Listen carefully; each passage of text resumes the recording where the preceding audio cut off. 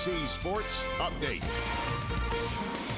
The famed Indianapolis Motor Speedway, called the greatest race course in the world, today holding 300,000 NASCAR fans who've come to see the 10th running of the Brickyard 400. NBC Sports live coverage begins in just a moment. Alan Bestwick here with an All-State NBC Sports Update, and we begin with golf and the British Women's Open in Lancashire, England. Annika Sorenstam shot 2 under par 70 on the day, coming to beat Sairi Pak by 1 stroke to win her 6th major title and 2nd major of 2003. While preparations for the 2004 Athens Summer Games continue, organizers of the 2008 Olympics in Beijing are moving full speed ahead. Today, the official logo for the 08 Games was unveiled in an elaborate ceremony in Beijing. Last night's NASCAR Busch Series race held across town at Indianapolis Raceway Park was a thriller. Brian Vickers in the 5-car worked underneath Shane Meal for 30 laps before finally getting the lead with 19 laps to go, giving the 19-year-old his first major NASCAR win. The championship remains very close in the NASCAR Busch Series between Scott Riggs and David Green. They race again in Michigan 1 week from Saturday. And that's the All-State NBC Sports Update. Countdown to Green begins now. This has been the All-State NBC Sports Update. You're in good hands with All-State. This is the Discover Card Countdown to Green as we get ready to go racing. The Indianapolis Motor Speedway was built in 1909. The foundation of the track was originally crushed stone and tar. Later that year, it was resurfaced with something else, bricks. 3.2 million of them, and the Brickyard was born.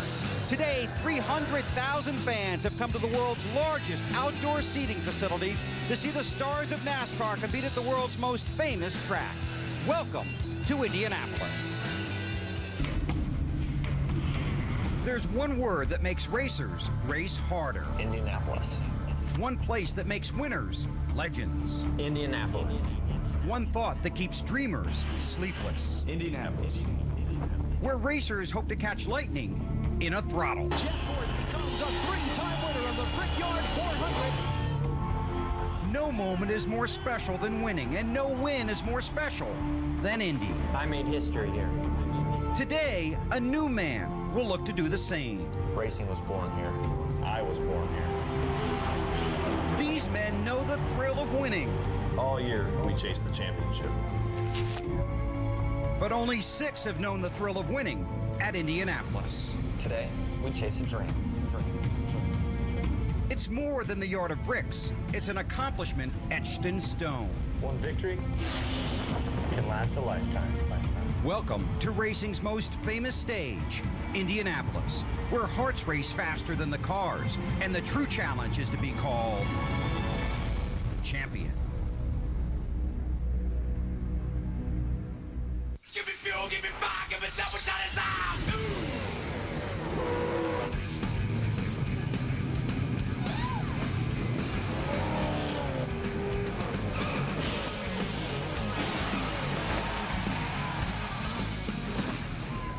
Live from the Indianapolis Motor Speedway in Speedway, Indiana, NBC Sports is proud to present the 10th running of the Brickyard 400.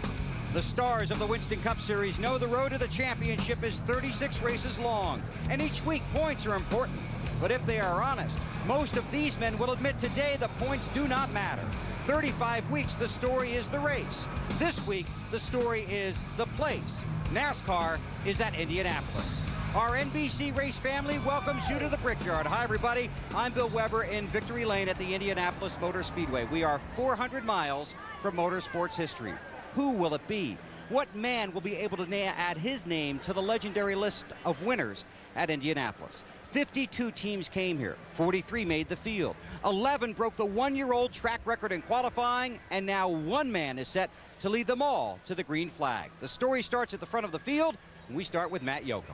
Californian Kevin Harvick set a new track record on Saturday. A win at Indy is special for anyone, but a win here today for you would be extra special. Why? Well, I can tell you, first time I really started paying attention to Indy, I got a picture at home that says, it's the first year that Rick Mears sat on the pole and says, good luck. Hope to see you here someday. And to actually be here is pretty cool for me. I mean, this place is pretty much rules as far as when you come to a racetrack. So When you drive down the front straightaway for the first time and see the people on both sides, means a lot to this GM Goodwrench team and myself. He starts on the pole trying to become the first Brickyard pole sitter to go on and win the race. Harvick and a lot of other guys are trying to stop the momentum of Ryan Newman. The hottest driver of the last 3 races has 2 wins, but today Newman hopes to get the biggest win of all. 4th time this season, the checkered flag waves first over Ryan Newman. He wins the Pennsylvania 500.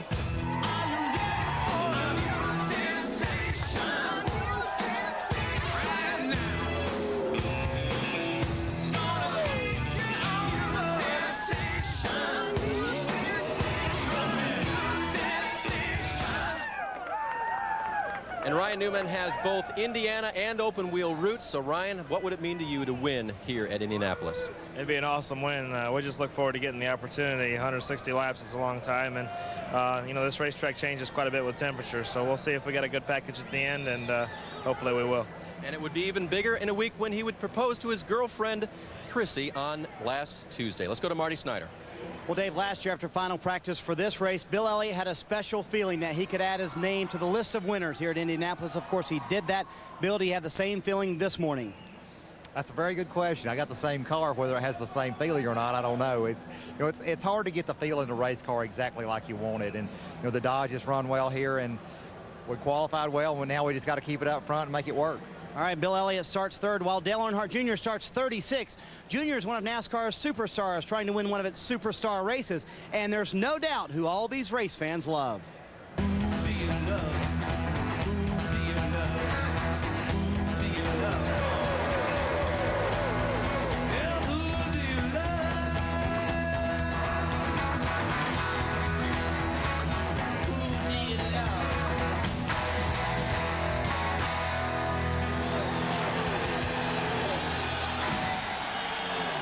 They all love this guy, and we're thrilled to have Dale Earnhardt Jr. on the wagon before the Brickyard 400. You got to come from 36th. How are you going to do that? Well, we got a long race, so just got to do some things on the racetrack and on pit road, too. You can do 2-tire stops and stuff like that. We've seen that be profitable here in the past. We've seen that even win races here. So that's something we can look at, but hopefully the car's good enough. I can cut through traffic and at least make the guy's job a little easier. How good is it? It's not probably the best car. It wasn't the best car in practice, but it's up there in the top 10. And I feel like we got a package that'll last longer than a lot of guys. I think I'm anticipating a lot of guys getting real tight on late runs where we can make up a lot of ground. Now, you told me on Friday you're having so much fun this year, you could almost do this every day as opposed to the last few years. Yeah, it was, you know, when you run well, it makes everything easier. I mean, anybody can smile, but you know, it just makes everything a little easier to come to the racetrack. Really look forward to the race weekend. Even when the car wasn't working good for us in qualifying, I just still had a good positive attitude as far as we have an opportunity to work on the car and race trim, and we got the car kind of dialed in. So I let a lot of things roll off my back that I wouldn't in the past, and so it's a little easier. My notes from last week, what is a June dog? Well, I don't know. It's just kind of a nickname I've had for a long time. I've got a lot of nicknames, but you know, we just have a lot of fun. And last week we had an opportunity to make up some points on Matt. We passed Jeff for second, and he unfortunately got into the wall. So we had an opportunity there to gain a lot of points on him. And you know, it's been a pretty good stretch for us. Even though we haven't got a lot of top 5s, we've got a lot of top 10s and stuff like that throughout the summer months. And our last third of the year is where we've been pretty strong in the past, so hopefully we can make a run here. All right, man, thanks for stopping by. Best of luck in the Brickyard 400. You got it. Dale Earnhardt Jr. rolls off 36, trying to take the Earnhardt name back to victory lane here at the Brickyard. Here is a look at the NASCAR top 10 coming into this race. Matt Kenseth on top by 232 points. It's just 129 from 4th to 8th. Newman jumped from 13th to 9th. That's the first lap. Here's what's coming up as the Discover Card countdown continues from Indianapolis. For Indiana native Tony Stewart, this has been a season on the blink. Matt Yoakum talks with NASCAR's reigning champ about his professional triumphs and personal challenges. If you think drivers are often feeling the heat, wait till you meet Jimmy Watts. Nice guy, American hero. And Wally Dallenbach gets some tips from a 2-time Indy 500 champ. And this has nothing to do with driving. Those stories and more when the Discover Card Countdown to Green continues. Classic hamburgers. It's better here. Now, in the last few weeks, we've seen why you better have a good gas man get every drop in to win, and that could be the case here today. Now, that's pit road pressure. But for Jimmy Watts, gas man for Johnny Benson, pit stops are just another routine fire drill for one man that is always ready to answer the bell.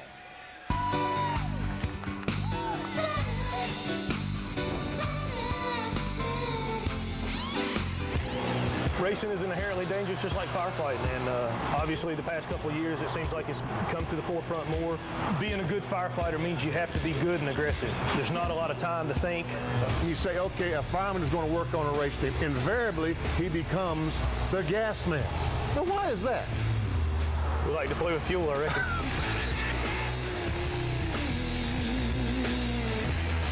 And obviously, that's going to be the first place of the fire, right? That's right. They always look at me if there's something catches on fire, so I guess it's my job to put it out, but I guess I need to put the gas can down first. And that gas can full of fuel weighs how much? About 80 pounds. So you have to chase with 80 pounds on your shoulder. It can make it a little tough, especially if you lose your balance at all. It'll start sloshing around a little bit, and you can lose your balance quick. On average, Jimmy works 2 24-hour shifts per week. These are air packs. They usually last about 20 minutes if you're working real hard. The pants have a barrier on the outside which resists flame for like 40 seconds. Presidential fire alarm 6736 Harrington. Engine 23s 1017s. You realize the dangers that you might incur every time you go out of this station. It's part of the job. Everybody knows it when you take this job. But we also know that this is a big team. We take care of one another. When that car comes down pit road, is that adrenaline something like fighting a fire? Absolutely. When you pull up to a house that's burning, the heart's racing. You know that somebody's life could be on the line. You know that somebody's property's burning. You're full of energy. Same thing with the pit stop. When that car comes down, you get pumped up, you're ready to go. You know that if you do your job well, that you can get JB out in front and get him a good spot out and hopefully win the race. Thanks, Benny, and thanks, Jimmy, for everything you do. Now, pit road will be a busy place today. Right alongside pit road, the famed pagoda, built as a tribute to the old main control tower. It is the home for the press room and various other offices. It's the tallest building at the track, and last year NASCAR allowed spotters to use it. This year, as Dave discovered, spotting at this track, well, 2 heads are better than 1. But you know, Bill, you could put as many as 10 heads up here, and they still wouldn't be able to call clear for their driver all the way around this place. It's so big with so many blind spots. The spotter you mentioned was allowed on the back of the pagoda last year. This year, they're allowing a second spotter up at this location at the front, mainly to see down the straightaway and also look at pit road and help their driver on and through the pit lane. You know, they may have as many as 3 or 4 spotters here at the Brickyard, some in turns 3, some in turn 1 as well. But as it's always been, when it comes time to decide whether to use the whole racetrack or to hold that line, the only spotter that really matters is that one in the driver's seat. Bill? That's right, Dave. Thank you very much. Next, as the countdown continues, Tony Stewart back home again in Indiana and ready to test his horsepower against the pulse and the pride of the Brickyard. You swear that that place is a living, breathing organism that has its own pulse, has its own heartbeat. It's just one of those places that no matter if anybody's there or anything's going on there, it's alive.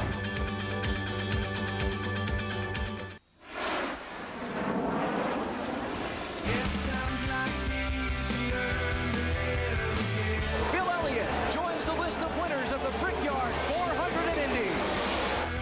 This is the greatest, man. This is the greatest.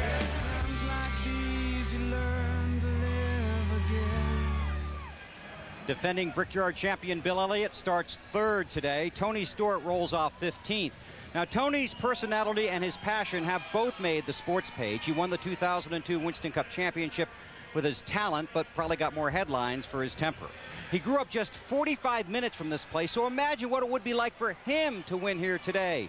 For Tony Stewart, his toughest and most tempting mountain is flat, but it is still very difficult to climb. Trying not to break, but I'm so tired of this deceit. Every time I try to make myself get back up on my feet, all I ever think about is this. All the tiring time between and how trying to put my trust in you just takes so much out of me. Yeah! I guess as a car owner, this is the part of the job that you don't like, when you show up and you find out the car's junk. Yeah, ride in on the Harleys today and on the Texas choppers over there, and come in and look over and see scuff marks on the right front, and then looked over at the right rear and it looks like a football. So then got looking around and there's a lot more stuff than that tore up on it. So they've got it fixed enough that they can put it in the trailer, but that's about all the action it's going to see today, it looks like. Is this your release from all the other pressures of your everyday job of being a Winston Cup driver? This is where my heart is. I mean, these guys that are racing out here tonight, a lot of them are some of my best friends. So, you know, to come out here and support these guys and support Jay and you know, have a good group like Mopar come back us and help guys in their careers like this means a lot to us. One of the biggest headlines, the new Tony. What is the new Tony? What is that about? And when did the new Tony start? Did it start here last year in Indy and then progressed on, or? Well, I think a big part of it was started here at Indy. I mean, we had a great weekend up till race day, and the end result was terrible, and had an instance that I'm not real proud of after the race. But you know, sometimes you have to have something pretty dramatic happen to you to make you stop and think about what's really going on, and you know, to see the wake of destruction that you're creating. So you know, it happened for a good reason. I think, like I said, I'm not proud of it. It helped lead us to a championship, and it's you know, helped me, even though we're 14th in points. I mean, I'm having a lot of fun this year. I'm having more fun than I've ever had. You know, we had a good week at Pocono last week before we blew the engine, and normally, you know, I was sitting in there and you talked about how our attitude's new and different, and I was the one telling Zippy, hey, we had a good day today. We started 33rd and got to the lead, and we were the fastest car on the track, and we were going to win the race if we didn't have this happen. Don't worry about it. And telling Joe, hey, you know, he's got his head in his hands in the trailer. He's so upset. And I said, Joe, I said, you gotta look at it this way. I mean, the guy that's been the fastest at Pocono normally is the quickest at the Brickyard the next week. So being able to kind of keep myself motivated and look at the positive side of it, and being able just to relax this week, I think I'm prepared about as good as I'm going to be prepared to win the Brickyard this year. It'd be the ultimate for our family. You know, we've all focused all of our energy on racing for 24 years now, and you know, if we can accomplish the goal of winning, whether it's the Indy 500 or Brickyard 400 at Indianapolis, you know, that'll be the highlight of my career right now. So you know, if I don't win another race the rest of my career, if I could just win one, it'd be Indy right now. Between the Brickyard 400 and the Indy 500, Tony Stewart has combined for 9 starts. But Tony, do you still get goosebumps coming out here? Yeah, it's hard not to. I mean, this is home, so you know, it's hard to get more excited than being here. Should Bob Franke get the letters ready for Tony Stewart, Indy winner finally? Tell him just to get the box down where he knows where they're at. We'll see what happens here. We got a good car today. Our Home Depot Monte Carlo was good yesterday, and we got a little bit tight in the second session, but the clouds came and it really cooled off a bunch. So I think the way the conditions are right now, I think we're going to be pretty good. Tony Stewart trying to become the 9th different Hoosier to win a race here at the Indianapolis Motor Speedway. Bill? Growing up, Tony worked for Bob at a Dairy Queen. He's probably got those letters nearby. Wally hits the bricks next. You're watching NASCAR on NBC.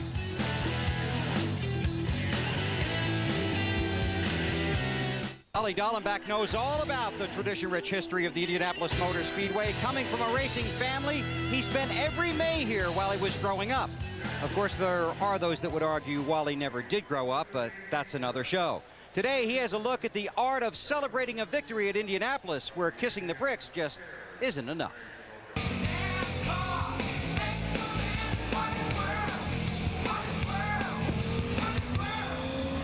Welcome in my NBC Mountain Dew car. I got a special guest here, 2-time Indy 500 winner, Helio Castroneves. Welcome aboard, buddy. How you doing, man? I'm doing good. Oh my God, man. You're going too close to the wall, don't you think? I'll clean the dirt off the wall here. I love doing this. Oh, mama. Now you're flat on the gas here in an Indy car, right? That's correct. Actually, in any car, we flat out all the way to the corner. It's a little bit tough when you're going too close to the wall like that. It's kind of scary, but I'm getting used to it. Oh, wait a minute. I just scared the 2-time Indy 500 winner. Now I've accomplished something in my life. Man, you're doing a hell of a job, I tell you. Well, I'm trying to impress you as much as I can. You showed me how to get around this track here on a Winston Cup car. Now I want to show my style when I finish on the checker flag here. Okay. Here we go, Wally. What are we doing? Now we run. We run? That's right. The crowd going crazy. Hey! There we go. Look at that. And then you climb the fence. There we go. Man, he's going. He's getting pretty good. And then we're like that. Yeah. Thank you. Appreciate it. That was a good time. Woo. We'll see if anybody's climbing that fence today. Let's go back to the grid and start with Dave. And Jeff Gordon just chatting with P.J. Jones down here. Jeff, for you, it's been a struggling weekend so far. Didn't qualify so well, not that great in happy hour. I mean, can you be at the front at the end? Absolutely. I mean, the thing I'm most proud of with this race team is that they never stop fighting. And, you know, we've qualified 27th before. Actually, we've been in this exact same situation before where happy hour didn't go good. And yet in the race, we just kept working on it, and I finally got the feel, and we finally got the track position, and we won the race. So anything's possible. I sure would love to see those same results today, but it's been a frustrating weekend at one of my favorite places with so many people that are cheering for us, and we're not going to give up till the checkered flag's waving. Jeff may have already seen his good omen this weekend. Matt? And the 48 car, Jimmy Johnson, you're trying for the weekend sweep, winning the IROC race yesterday. How about the car, Jimmy? The car's good. The car's really good. So I'm looking forward to a great day today. I mean, big picture, need to collect some points and come out of here with a top 5 finish if at all possible. But the way the slowest Monte Carlo's driving, I think we've got the potential to having a bigger and better day than that. So my hat's off to everybody at Hendrick Motorsports. I hope Pop's feeling well. I want to congratulate Brian Vickers on his win last night, and hopefully some more Hendrick Motorsports cars will be in victory lane today. His boss won here 3 times. Jimmy Johnson trying for his first Brickyard 400 win. Marty? Well, Matty, newly crowned IROC champion Kurt Busch had arguably the fastest car here last year, but got in a wreck in the middle of the race. Is the car that good this year, Kurt? I believe so. I mean, we're the fastest forward on the grid, and it's just a tribute to the team to keep building good cars and bring something back that's as consistent as it was last year. So hopefully we can be the fastest forward in victory lane today. Finished second at Pocono last week, trying to get Roush Racing's first ever win at Indianapolis. Bill? Thanks, Marty. Championship leader Matt Kenseth starts 17th in car 17 for the 3rd time this season. The last time Matt started 17th, he finished 6th at Texas. In fact, in the last 117 races, only once has the eventual winner started 17th. Earlier this year in a race that had 17 lead changes. It was at Las Vegas. The winner that day? Yeah, Matt Kenseth in car 17. Now, you don't have to look it up because we already did. The countdown is at 0, and the Brickyard 400 is next. This has been the Discover Card Countdown to Green. Let's go racing.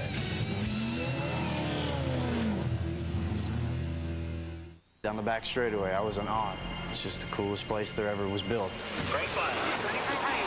It's probably the only track that I ever went to for the first time and was really intimidated. Got it.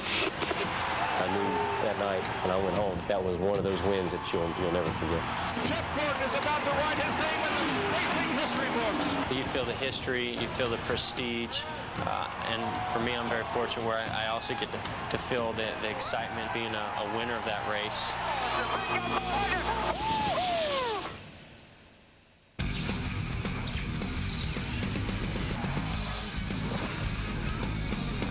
NBC Sports presents the NASCAR Winston Cup Series. Live from the Indianapolis Motor Speedway, it's the 10th running of the Brickyard 400. 6 men have earned the honor of being called Brickyard 400 champion. Gordon, Earnhardt, Jarrett, Rudd, Labonte, and Elliott. Who will be next? Trackside for the pre-race ceremonies. Ladies and gentlemen, I ask all of you to please stand for the invocation to be delivered by Pastor Howard Bramer from Traders Point Christian Church. God of heaven and earth, as we focus our attention on the most famous oval in the world and one of the premier sporting events of the year, may your favor and blessing be upon this, the 10th running of the Brickyard 400. May your grace result in safety for every driver, team member, and spectator. May competition and camaraderie become partners on the track and in the stands. Remind us that in the race called life, true success is measured not by what we do, but by who we are, not by what we gain, but by how we live. Thank you, Lord, for our great nation, the land of the free and the home of the brave. We're mindful of our military personnel deployed around the world, and we pray for them. And we pray, God, bless America, mend our flaws, build our character, and direct our future. I pray in the name that is above all names, Jesus Christ. Amen. Ladies and gentlemen, I ask you to remain standing, remove your hats as we pay tribute to our nation. Here to sing the Star Spangled Banner is Columbia recording artist Montgomery Gentry. Oh, say, can you see by the dawn's early light what so proudly we hailed at the twilight's last gleaming, whose broad stripes and bright stars through the perilous fight o'er the ramparts we watched were so gallantly streaming, and the rocket's red glare, the bombs bursting in air, gave proof through the night that our flag was still there.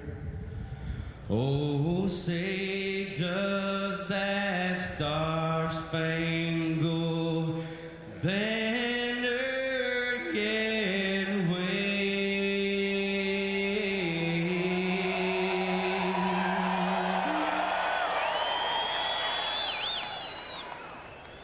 For the land of the free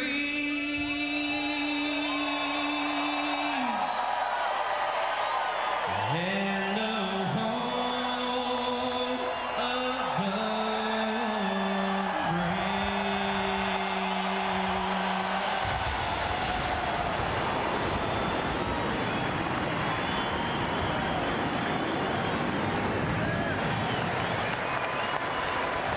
And now, race fans, to speak the most famous words in motorsports is the chairman of the board of the Indianapolis Motor Speedway, Mary Hallman George. Gentlemen, start your engines.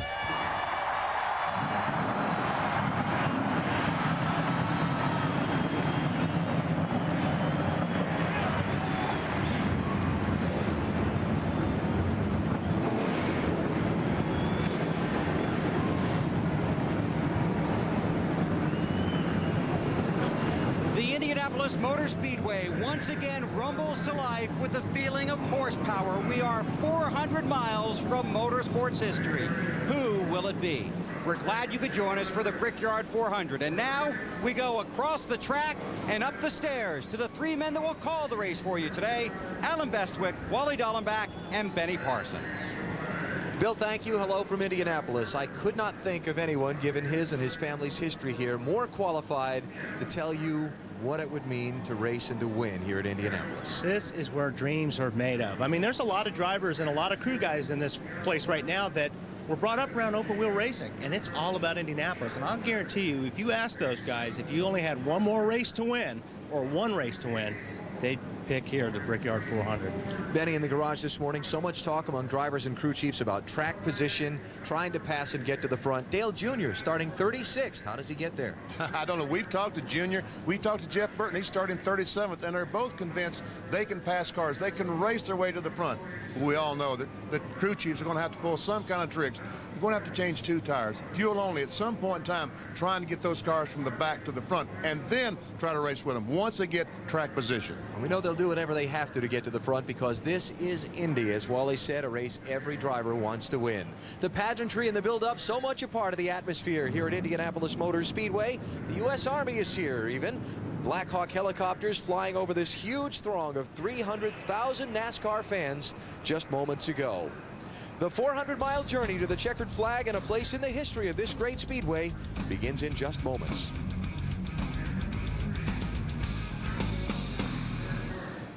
Coverage of the Brickyard 400 is brought to you by Subway.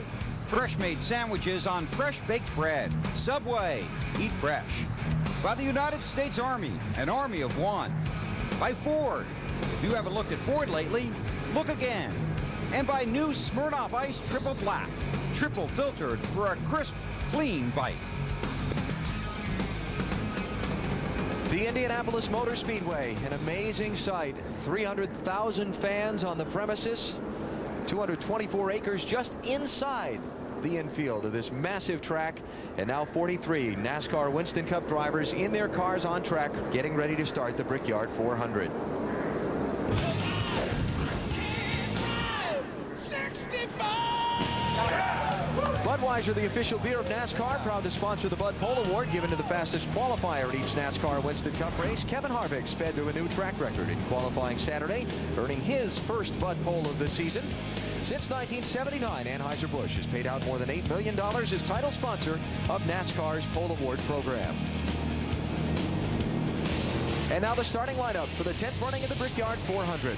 Harvick looking to improve on last year's 5th place finish with Ryan Newman alongside winner at Pocono 1 week ago and home state favorite here in Indiana. Defending winner of the race, Bill Elliott in row 2 alongside Ward Burton. And the Daytona 500 winner, Michael Waltrip, is in row 3. Kurt Busch, 3-time winner this season, finished 5th in his first Brickyard a couple of years ago. Joe Nemechek and Bobby Labonte, the 2000 Brickyard 400 winner, in row 4. And Jimmy Johnson won an IROC race here yesterday. He's in row 5 alongside Jeremy Mayfield. As you look at the rest of the starting lineup for the Brickyard 400, Robbie Gordon's got an awful lot of miles here. He's lined up in row 7, BP. How about we try and hook up with him? Robbie Gordon, Benny Parsons, you got me? You're a little broke up. Well, let's try this. How special would it be to win here at the Indianapolis Motor Speedway? Well, you know, it's going to be a long race today. I think you get good on old tires, and that's what we worked on yesterday. It's going to be fun. It's going to put in the work.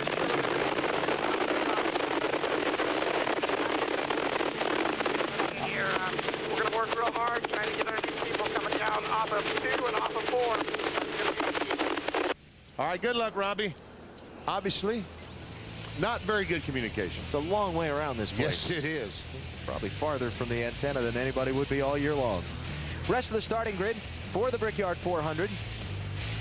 Row 15, Kenny Wallace, Jeff Green. That car, that one car's finished 7th here the last couple of years with Steve Park aboard.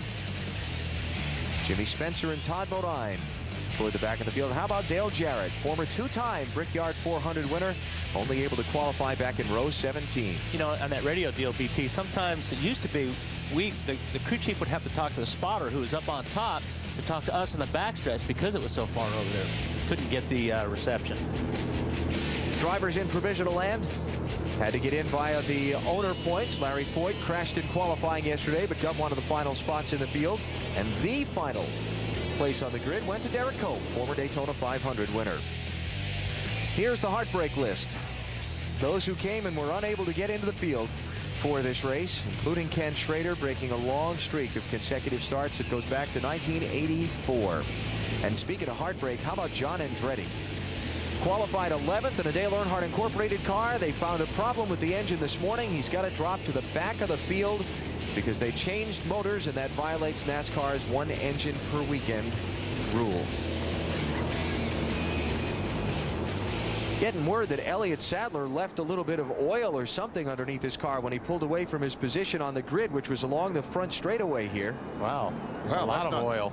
Quite a bit of oil. That's what we saw. I saw that sweeper on the racetrack and wondered what that was all about. That's fuel, I believe. I think that's gasoline rather than oil.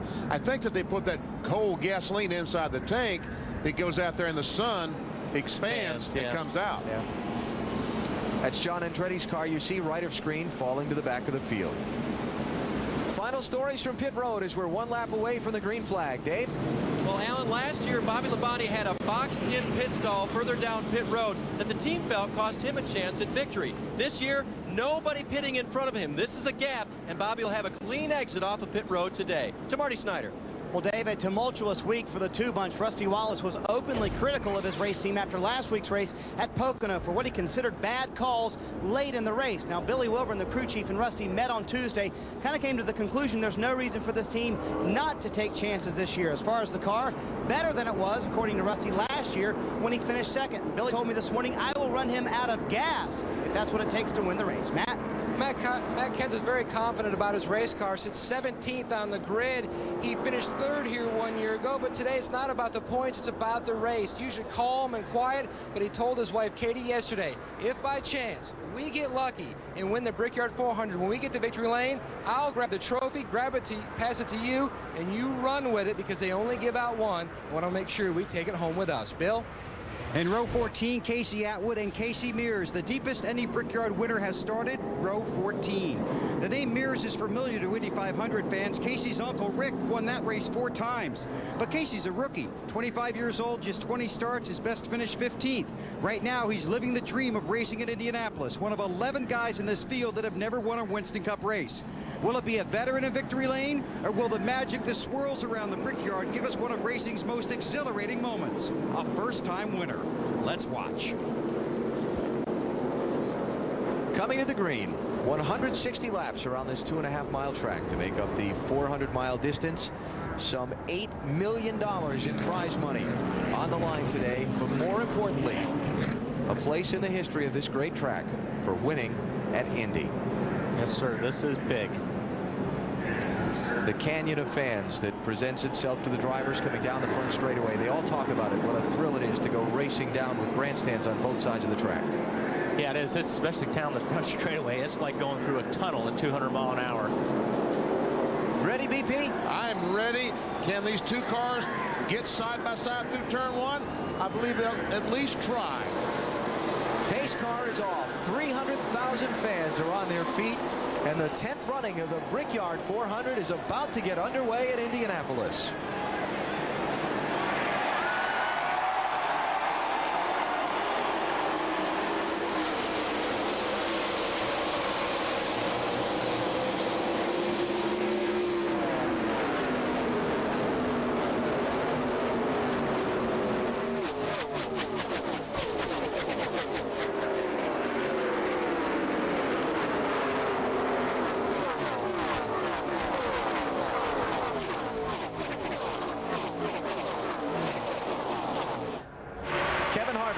Got the jump on the start, leads Ryan Newman to turn 3. Bill Elliott fell in line 3rd. Here's Kurt Busch slipping in front of Ward Burton for 4th.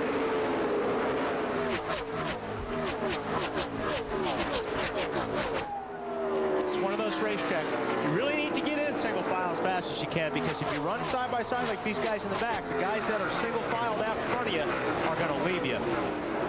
And those guys in the back, look at them. Here comes Jeff Gordon trying to get on the inside. They know they need to get to the front as quickly as they can.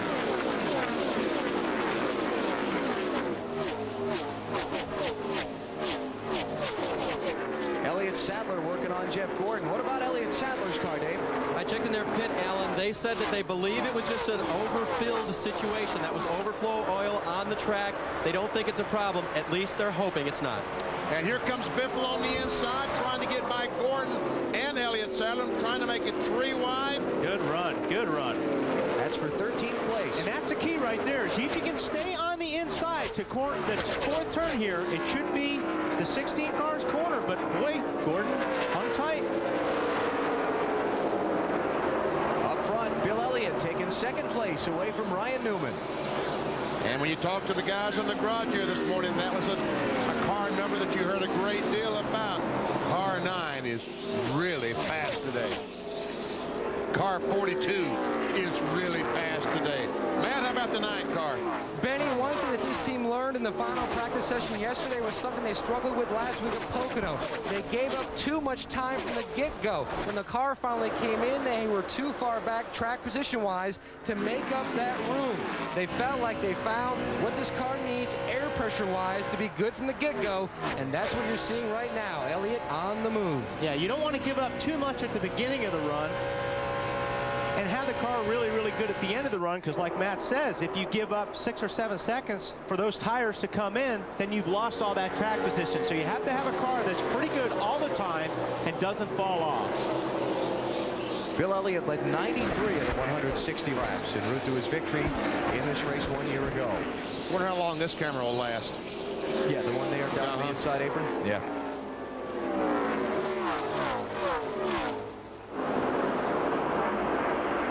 Check out some top speeds here. Computer stuck, so we'll try it when we get it unstuck. 200, I'll say. At least 200. Michael Waltrip running there in 6th position, looking a little farther back.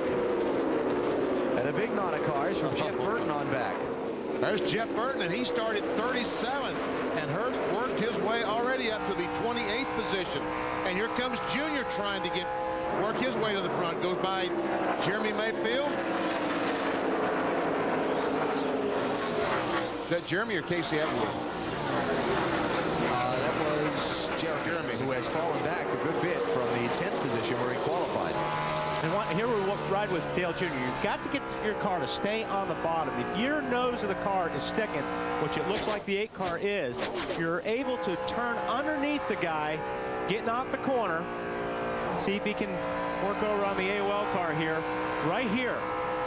Now, drag race to the next corner. Now, that is a good working car right now. He should be pretty happy with the way that car is handled.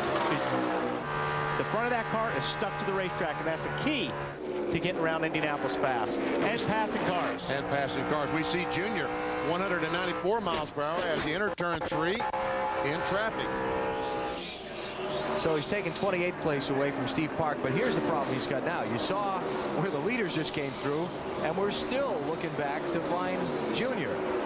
That's how much turf he's lost. When you're passing race cars, you're going to be slower than the guys who are running single file in front of you. And that is the problem. You just got to try to get as many of these guys as possible.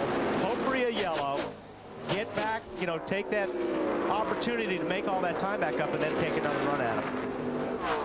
Jeff Green next up that he's going to work on. He's Dale Earnhardt Incorporated teammate in the 1 car. Jeff started 30th. He's running 27th.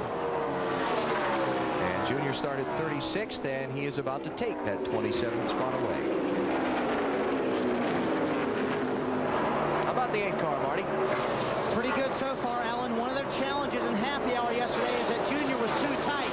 You do not want to be tight here in Indianapolis to start off with, because this track will get tighter the longer we go today. So they tried to free him up, but you can't drive the car too loose either. Wally, you know about that. So they were trying to find that fine balance. They wanted to start him just a little bit tight. They know the track's going to get tighter the longer they run, though. That's right, Marty. Especially in traffic, if you start out too loose, then when you get around a lot of other cars, your car is really, really loose. Ooh, Jeff Burton there. It's a fine, fine thread. Looks like Todd Bodine tried to pass the car in front of him, and Jeff Burton was tucked right up against him. Todd had to get out of the gas. And here comes Junior in the 8 car trying to get by Todd. So those cars racing back in the field. While up front, Bill Elliott trying to close on Kevin Harvick for the race lead. Just underway in the 10th running of the Brickyard 400 at the Indianapolis Motor Speedway. Dr. G. On the Wendy's race menu next weekend, it's the road course at Watkins Glen, New York, perhaps America's most famous road racing address. And that's NBC at 1 Eastern time next Sunday. Then the NASCAR race for the championship moves on to Michigan, Bristol, and Darlington. Some great racetracks. Fast at Michigan, the Bristol Bull Ring, the Southern 500, all coming up. The race for the championship on NBC and TNT. Looks like Bill Elliott in the 9 car is stalking our pole sitter Kevin Harvick in 29. He's in hunt mode, huh? Yes, he is in hunt mode.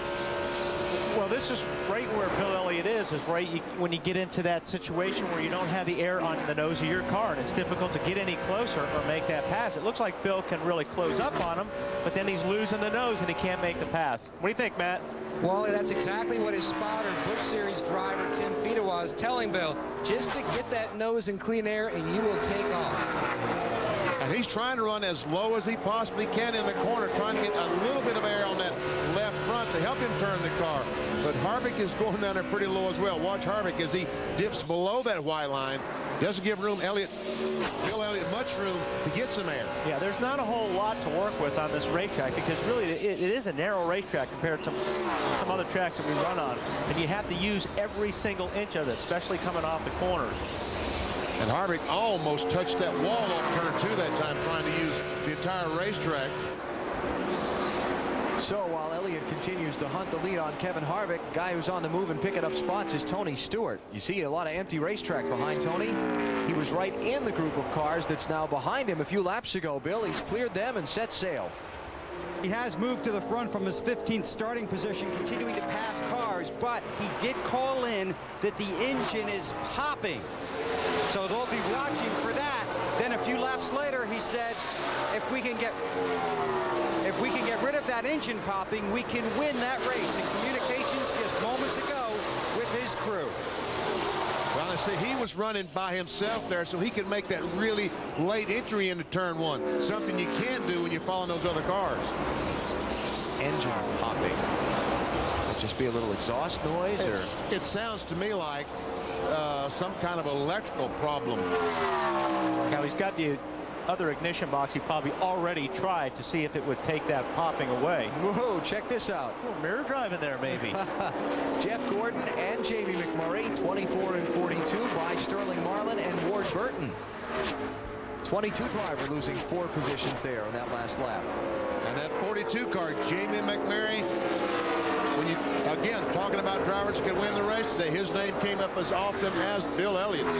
Ward Burton started this race up on the outside of row 2 in 4th position. Again, he's just fallen back a few spots. He's now down to 13th. Ward in the headlines here this weekend after telling Wally and myself and some other reporters that although he's under contract to Bill Davis Racing for next season, he and the team may be interested in exploring some other options. There's some issues that we have not been able to get straight on myself and the team owner, and don't know if we will. So I'm exploring some options for this coming year, 04, and I think he's doing the same. We do have a contract for next year, but if we both find a situation that we're happy with and move on, that may be what we do. And you know what, he looks pretty calm there, but when you're a race car driver in that situation, you want to get this stuff done.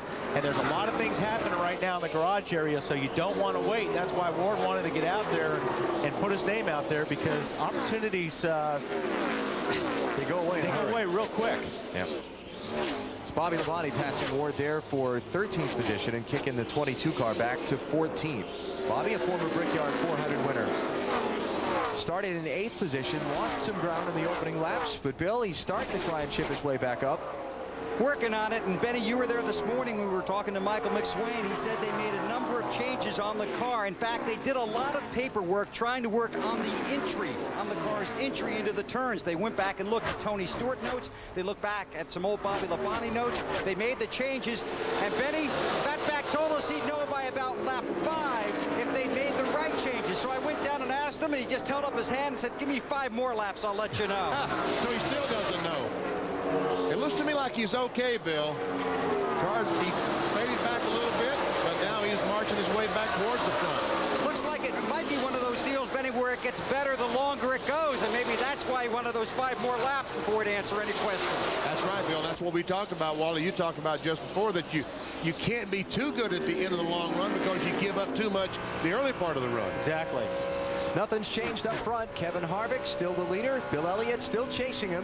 And Ryan Newman running a close 3rd. It's the 10th running of the Brickyard 400 in America's heartland. NASCAR drivers chasing a dream.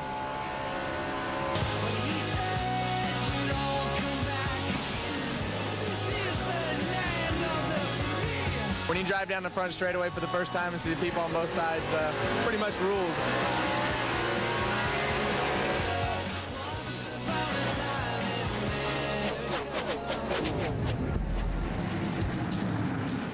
The Brickyard 400 at the Indianapolis Motor Speedway, and there's a new leader. Bill Elliott has gone by Kevin Harvick to take the top spot.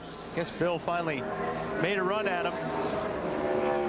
Got that nose underneath the car. Actually, the 29 car got a little bit loose, and Bill Elliott took advantage of it. Watch here, going into turn 1 here.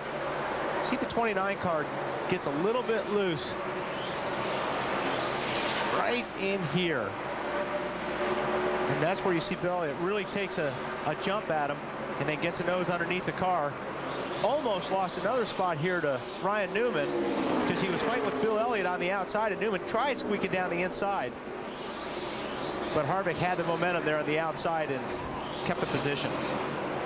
In the meantime, while these guys were racing, look who snuck up behind them. And who's moved into third spot. And Tony Stewart. And I'll tell you what, guys, I thought this was the best car yesterday in both tracks, the 20 car Tony Stewart. His car was very, very consistent throughout the run. And that's, like I said earlier, that's the key here, is not to have a big fall off in time. Tony's car looked really good. He's about to get second place from Kevin Harvick. Doesn't look like without much contest because he is flying. He's under, going down in turn one, takes the spot. Oh, what a run. And that's the beauty. I mean, we see this 20 car down on the bottom of the racetrack all the time, and they've got front grip in their race car. And I'm telling you, it's real important here. We're going to hear a lot about getting those front tires to stick on this racetrack today. Well, the question about whether or not you can pass has been answered because Tony Stewart started 15th, and he's moved up to second, all under the green flag in the first 22 laps of this race. If you got a good car, you can pass. Yeah. You can go.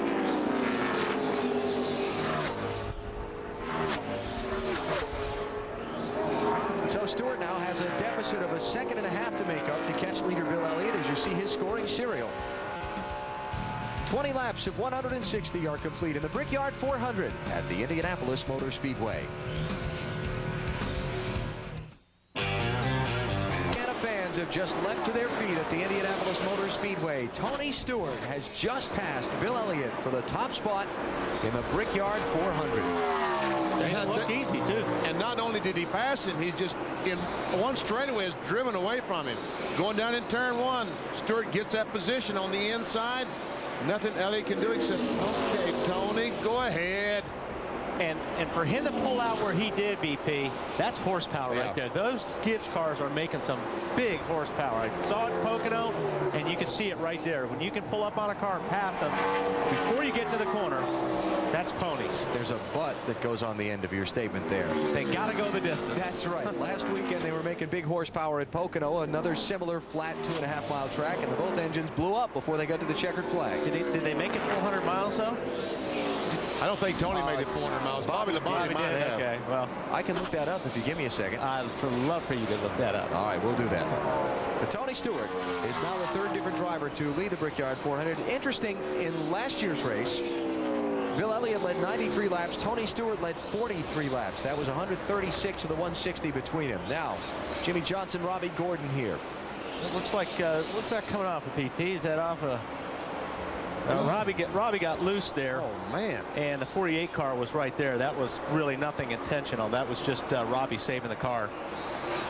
On board the Lowe's car, and we'll see all that smoke. And I tell you what, we saw that last week at Pocono as well when Jimmy Spencer and Greg Biffle made contact, and Biffle gets a flat left rear tire. So hopefully that did not happen to Robbie Gordon. Or another thing is it didn't mess up Jimmy Johnson's right front fender. Because I'm telling you, folks, fenders are important here. Those fenders being perfect is what's helping pushing the front of these cars down in the racetrack to giving those front tires grip. And if you bend them in, that hurts that. Robbie Gordon running in 9th position. That's Jeff Gordon just ahead of him, who followed his team car Jimmy Johnson through. So Johnson running 7th, Jeff Gordon 8th, Robbie Gordon 9th. And a couple things to mention. Ward Burton came down pit road a moment ago for a stop. That was at lap number 22. Terry Labonte thought he had a tire going flat. He stopped at lap 23. And now Jeremy Mayfield and Kevin LePage have made very, very early green flag pit stops. Is that Kenny Wallace in there too now? Yeah, Kenny Wallace on pit road now too. So, but these stops are way early. Tony Stewart, race leader here in the Brickyard 400, said the thing he is most passionate about is trying to win here at the Indianapolis Motor Speedway. I talked with his crew chief, Greg Zipadelli, this morning. I said, Greg, Tony is so intent on winning here. Greg looked tense. I mean, he just had the look of somebody who had the weight of the world on his shoulders. I said, I know you try as hard as you can every week, but does it put more pressure on your shoulders when you come here as badly as Tony wants to win?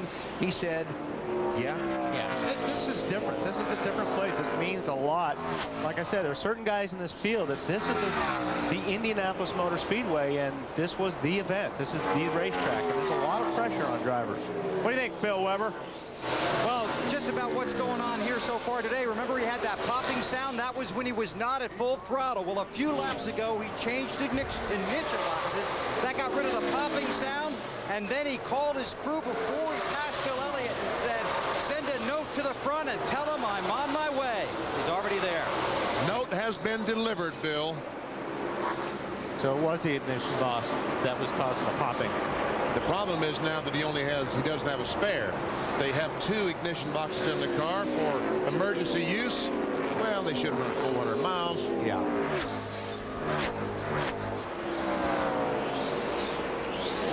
So Bill Elliott now 3.2 seconds behind Tony Stewart in second place. By the way, the answer to your question, Bobby Labonte did make it past 400 miles last Sunday. This car for Tony Stewart came within 17.5 miles of 400 before they had their problem. Well, one thing different about here in Pocono is you're shifting at Pocono, you're not here, so you're not abusing the motors as much at the Indianapolis Motor Speedway as you do at Pocono. Rushville and Columbus, Indiana both claim Tony Stewart as their own. He's out in front here in Indianapolis. Is the leader of the Brickyard 400 after 33 of the 160 laps, coming up on some pit stops and beginning to see a lot of cars make a move towards service for the first time. Sterling Marlin's in, Bill. He's got 4 tires, a tight race car, track bar, and air pressure adjustments, full of fuel, sent him on his way to Marty. Jeff Burton started 37th, has made his way into the top 20. It's on lap 12, really tight. It's on lap 16. It's especially bad in turn 2, wedge and air pressure to loosen that 99 up.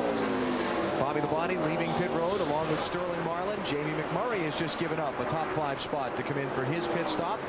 You've also got Robbie Gordon, Rusty Wallace, Elliott Sadler. Let's see, Mike Skinner in the Army cars coming in. How about McMurray, Bill? Been extremely fast on the racetrack, faster than the leader at one point. His crew chief told him that. No changes, give him 4 tires, fuel, send him back out. Rusty Wallace. Rusty Wallace is also on pit road. His car was tight. They wanted to take a spring rubber out, make a track bar, and an air pressure adjustment, trying to make that car a little bit better.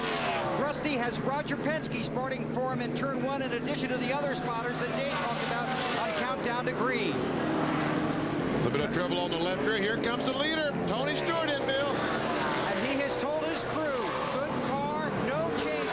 Comes to a stop inside the box. The official counts the men over the wall, make sure that's legal. Right side tires go on. The fuel can weighing about 80 pounds, filling the rear of the car. Now they put on the left side tires. Good stop so far. We go to Matt. Defending winner Bill Elliott, they've already made a chassis adjustment. His Dodge, a tick free on entry, and then tight. He says it goes back and forth between tight and loose. They also made an air pressure adjustment, Dave. Mark Martin was very happy with his car early, Matt. Then it went just a little bit tight. They are making only air pressure adjustments to try to help him. Trouble on the track. Alan? It's actually on pit road. Dale Jarrett is turned around and facing the wrong way on pit road. Marty, what's up there? The team actually chose this pit stop because they had so much room, but this morning they met together and told DJ it was going to be very tough to get to pit road. I talked to a spotter, Bob Jeffries. As you see Jimmy Johnson slide to a stop, we're trying to slow down a little bit. He said that was going to be DJ's toughest task. This is the first pit stall at the end of pit road.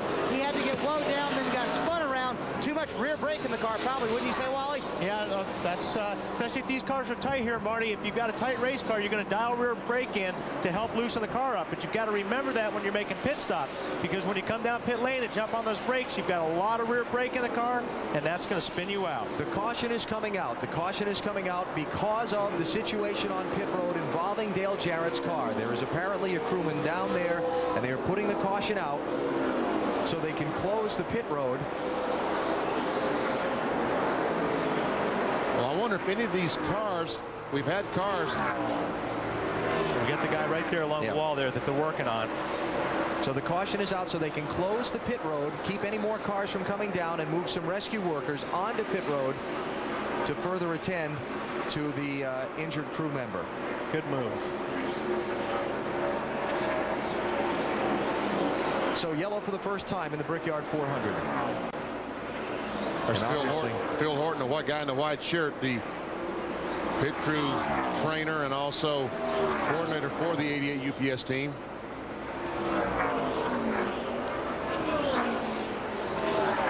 And we'll obviously find out more details on the situation as soon as it becomes available to us and pass it along to you. Yeah, that's just too much rear brake in the car right there. Man, that's a scary situation. Oh, my goodness. Look at the jack.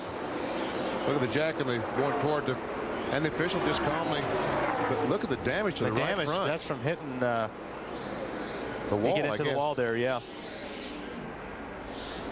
And when you're sitting there as a driver, you don't want to play anymore right now. You're feeling for that guy that's laying on the ground, your car's tore up, and your day is just about over. You're going to be a lap or two down, and that really, you really feel bad in a situation like that. So again, pit road is closed and the caution is out because of the Dale Jarrett accident in his pit stall. Further details as soon as we can get them. For now, you're watching NASCAR on NBC.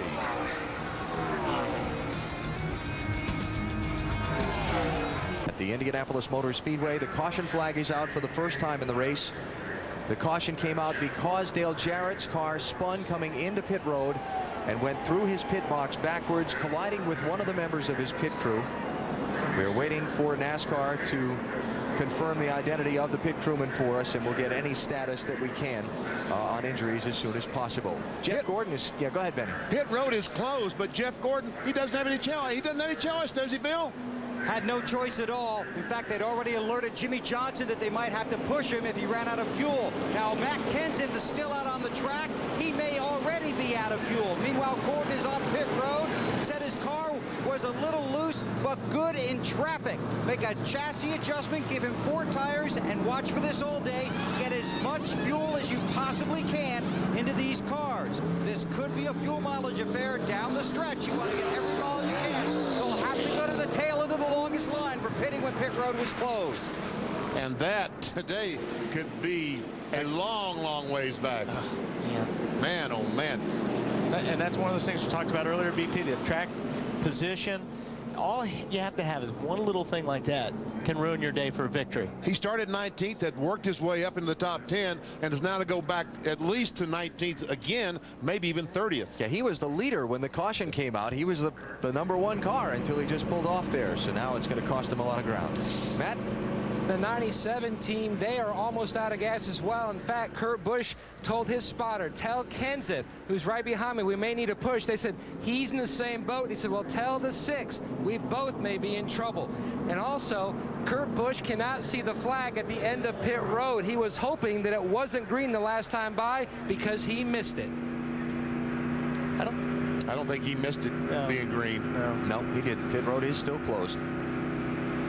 But you know, these guys would probably be wise just to go by that spot at about 10 miles per hour and go ahead and pit and accept the penalty, and rather than run out of gas somewhere on the backstretch. Just run out of gas, that's it. You are done. There's going to be a lot of them have to make that choice that Jeff Gordon just did here any second now. They're displaying the red. No, that's at the end of pit road, Ben. Oh, it's the red flag. Okay, right. I'm sorry. That's the red flag that signals pit road is closed. Hey, pit, no matter what here, don't you, Robbie? You think we're that close? I mean, the fuel pressure is the same as it was last lap. Matt Kenseth. You got to go. You got to come in. What's going on down there in the 88 pit, Marty? Well, Wally, we can tell you that it is Jackman John Bryan, the same one who was injured 2 years ago at Homestead in that accident on pit road there. Sean Parker, how's John? He's awake and alert, but his legs are pretty sore, and I don't know what happened. We'll have to wait and see what the doctor says. You know what happened on pit road to cause the accident, Sean? Well, I mean, you try to race on these racetracks that are 2.5 miles, and pit road's not even wide enough for 2 cars on it, and we're doing green flag pit stops, and, you know, Dale was doing what he had to do. It's not his fault by any means, and he's just coming in to a green flag stop and couldn't get the car slowed down, but this is racing, and you shouldn't be racing on pit roads like this anyways. Championship leader on pit road, Bill. Chassis adjustment for Matt Kenseth. Made it here under his own power, so it must have just been a fuel stumble out on the racetrack. 4 tires and fuel, Matt. Bill, his teammate Kurt Busch couldn't hold out any longer. They pitted as well. They already made a chassis adjustment and an air pressure adjustment. Kurt Busch was complaining the car just was way too tight, would not cut in the corner. There's going to be a lot of cars trying to get to the tail end of the longest line on this deal. Dale Earnhardt Jr. is another one of it. These guys didn't have any choice. About 38, 39 laps is the first. You know, that's as far as you can go on that first stop. We run 40 laps, although a few of them under the caution flag and the pace laps, but these guys had to be just about out of fuel. Still working with the safety personnel at the end of pit road, and the pit lane is still closed. We'll take a break from the Brickyard 400. For cars that had already pitted back on pit road, fuel only for Tony Stewart. He had stopped before the caution came out, gets fuel, he's back on his way. Fuel, I think they hand him a nice cold drink there. Kevin Harvick, Dale Earnhardt Jr., Jamie McMurray leaving pit road. So these cars that have already stopped choosing to top off, and it's a good call because all the people who pitted while pit road was closed are going to have to drop back behind them for the restart.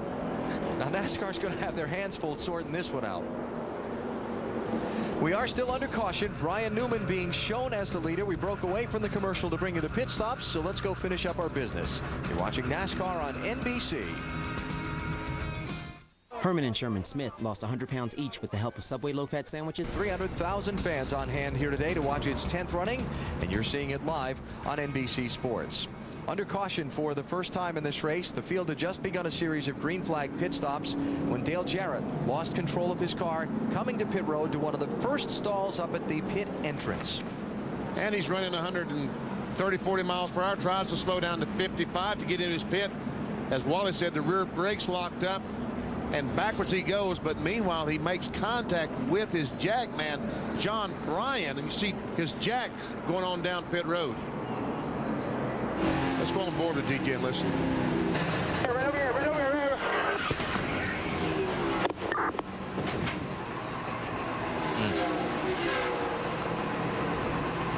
Of course, John Bryan was involved in a very scary and injured in a very scary pit road accident at the Homestead Miami Speedway a few years back. Casey Atwood in that red 19 car comes out of his pit, and Ward Burton exits his, knocking Ward's car right into what was then the 28 pit crew. John Bryan and Bobby Burrell were injured in this accident. Fortunately, both recovered. And go ahead. And go ahead. Yeah, I was just going to say, and you know, when you're coming in for green flags, normally it's better for, you know, as a driver, you want to come in because it's more room. When you come in under the yellow and everybody comes in at the same time, that's when the pits are crazy. But normally it's a little bit better when it's green flag. Marty? Well, I talked to John Bryan actually for a long time this morning standing in this pit stall, and he talked about how worried he was about how narrow these pit stalls are. Here at Indianapolis, 14 feet 6 inches all the way across to the yellow line, which the Winston Cup cars are allowed. Most pit boxes at normal racetrack are 18 to 19 feet.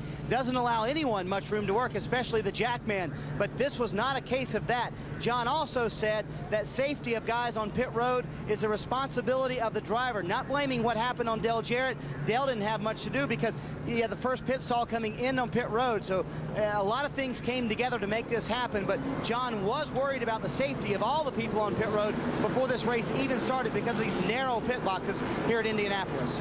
You're right, Marty. Most of the guys that are on pit lane hit that line where Dale Jarrett is pitting at 50 or 55 or whatever the limit is. He's got to hit that thing and stop. So he's really charging that pit. That's a difficult pit.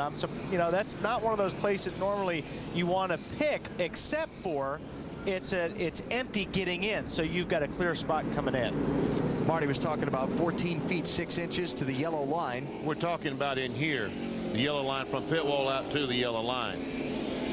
And what's unique about this place, you've got that pit wall that separates the pits and the racetrack, where there's a lot of other racetracks where you have room in case you need to get away from somebody pulling out of a pit.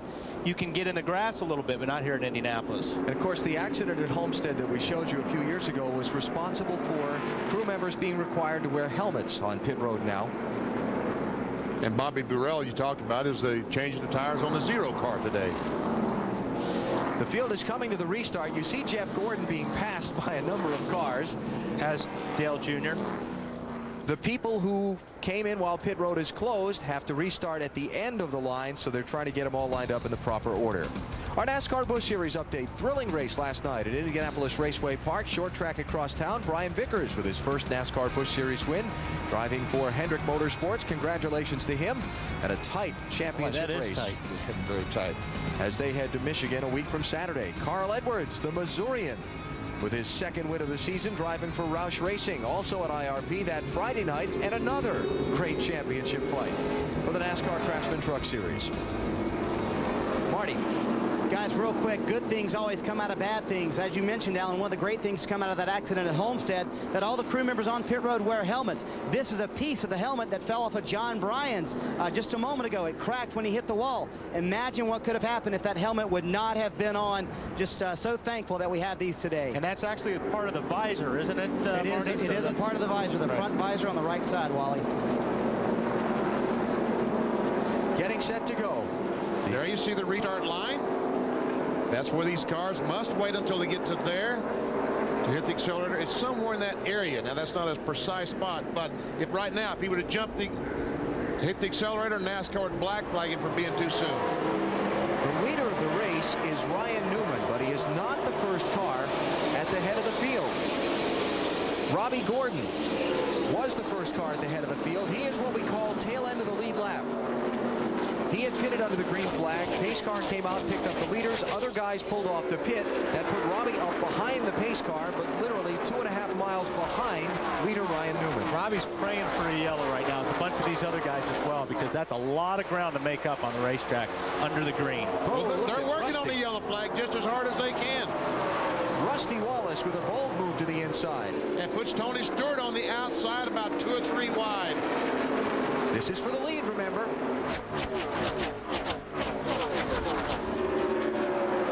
Newman, Wallace, Stewart, Jimmy Johnson, Kevin Harvick, Bill Elliott, they're all mixed up in that pack of lap cars. And Tony was caught behind the 91 car. Now he goes on the middle, 3 wide down the front stretch, and blows by Rusty Wallace. But here comes Rusty back. Well, that was actually pretty nice of Rusty. He didn't need to give him that room, but he did pull over way down to the left, gave Tony Stewart the room to get in there. Could have blocked him behind that car. There's that caution flag. John Andretti, hard contact with the wall. Oh, we just got turned and got the left rear. The left rear is pushed down. John was running 18th. Trying to get it refired and drive back. Now this is what Robbie needed, and a lot of those cars needed big time to get back in the race. So they need to get to the start-finish line and the caution flag in front of race leader Ryan Newman. That's Newman in the 12, and all those cars in front of him are going to get to come back around and make up 2.5 miles when the pace car comes out in front of the 12 car. That's a free pass. For 2.5 miles. Wow, how cool is that? There's a lot of yee-hoo going on in those race cars right now. They're happy boys. That's going to put 37 cars on the lead lap now. I mean, the problem is, once you get a lap down, winning is impossible. Almost here. You're right, BP. So what happened to John Andretti? He got turned, according to the spotter. And yeah, they got bottled up. Looked like Matt Kenseth and Michael Waltrip were kind of bottled up down there. And 81 jumped on the brakes, and I didn't catch who. 74. Tony Raines. Tony Raines got into him.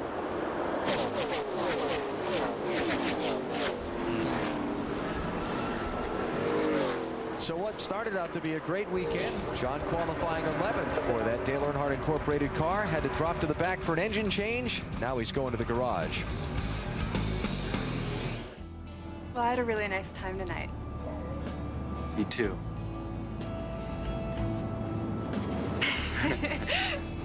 Well, I guess Team won the McDonald's drive-through pit championship, fueled by Powerade at Pocono. Their car spent the least amount of time on pit road among participating teams in last Sunday's race, their third such victory of the season.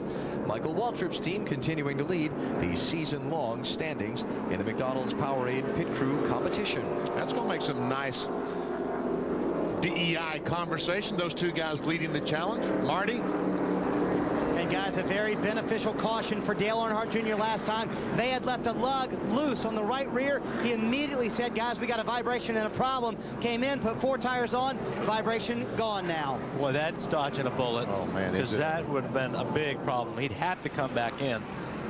That wheel would fall off eventually. And if he did it under green, he was going to be way behind. Yes, sir. Dale Earnhardt Jr. in 27th position now as we continue to clean up from the crash involving John Andretti. Ryan Newman leads. You're watching NASCAR on NBC. I've got to trust 100 people. 1900s, the Indianapolis Motor Speedway, the most famous race course in the world. Today filled with 300,000 fans to see the Brickyard 400's 10th running. All right, let's take a look at our singular race talk poll question. We want you to vote. We thought this would be an appropriate topic. Which Indiana native has the best chance to win today's Brickyard 400? Unfortunately, we can eliminate one of those from the list. If you pick D, not a good pick right now. Yeah, John Andretti in the garage after being involved in an accident here moments ago. Cast a vote, and we shall see whom you think will have the best chance momentarily. Got a good shot the way they're running. First, second, 11th. And 36 for Tony Raines. Yeah, first try here at Indianapolis for Tony, the rookie driver. Ryan Newman and Tony Stewart 1-2. I know I've got my pick of that group. Want to write it down? I'll see whether you agree with the rest of the fans. You already know my pick. Yeah. Yes, I do. Coming to the green. Ryan Newman the leader, Tony Stewart second, third is Rusty Wallace, Jimmy Johnson is fourth, Kevin Harvick is fifth, followed by Bill Elliott, Dave Blaney, Jamie McMurray, Jeff Green, and Sterling Marlin. Jeff Gordon is back up to 11th by not pitting under the caution. Green, green, green. And we're back at it.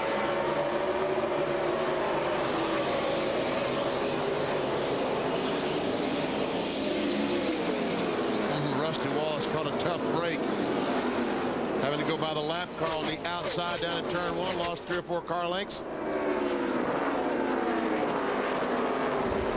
Tony Stewart. Here he goes for the lead. Now we'll see some horsepower. Wow. Orange is the color of the day here at Indianapolis. Listen to the crowd.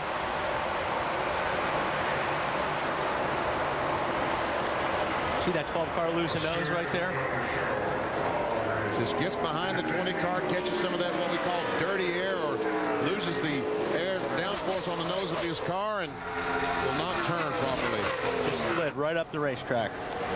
Yes, strong as Tony was in making that pass, that might have just influenced our race talk poll, you think? Might have.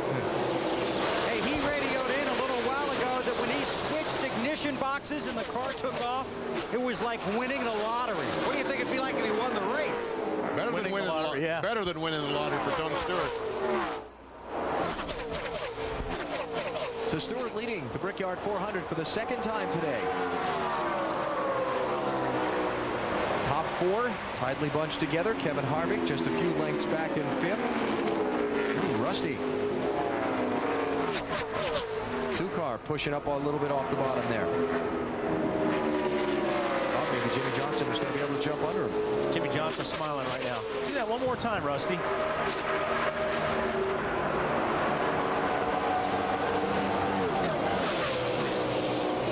Approaching 200 miles an hour as they barrel off into the corner. A lot of the guys talk about a difference between turns 1 and turn 3 here. A lot of it visually because of the grandstands on both sides of the track. It is, Alan, because when you drive down the straightaway going into turn 1, you've got the grandstands on both sides. You cannot see into turn 1. You only see it when you get there. Where turn 3, you can actually see through the corner when you're driving down the backstretch entering turn 3. So it's a little bit less intimidating. Here are some of the guys who pitted on that last caution, like Dale Earnhardt Jr. trying to pick their way back up through the field. 8 cars up to 19th. Johnny Benson in the 10. Mark Martin trying to get a spot on Robbie Gordon. That'd be 22nd place. Jimmy Johnson, the Lowe's car, still trying to get alongside Rusty Wallace, take over 3rd spot. Talking to some guys in the garage here this morning, the 2 and the 12, both those teams seem to want to gamble on a setup today being overcast because they feel like that some clouds are going to move in, and they set their cars up a little bit loose, thinking when it became overcast, that would tighten them up. so far, the clouds have stayed away. That might be bothering Rusty Wallace and Ryan Newman both right now, although Newman hanging pretty good with Tony Stewart. And Kevin wow, that right there, that's strong. See how that 48 car picked up on that 2 car on the entry there? It's just a matter of time before he passes Rusty if his car's that's good. How about right here? Okay. Well, couldn't do it. Thought he had a nose on him. If Harvick will go with him when he pulls out, they'll both go by the 2 car. Oh, Harvick's going to drive down. Yeah, he's going to go with him. Other ideas. He's on a different agenda. He doesn't want to help the 48 car. He's on his own agenda. Want to help himself. That's right. Kevin Harvick started on pole today. Led the opening 17 laps before getting overtaken by Bill Elliott for the lead. Work with me, we'll get by the 2. See what he's saying? Yeah. Help me, man. When I pull out, we'll both go by.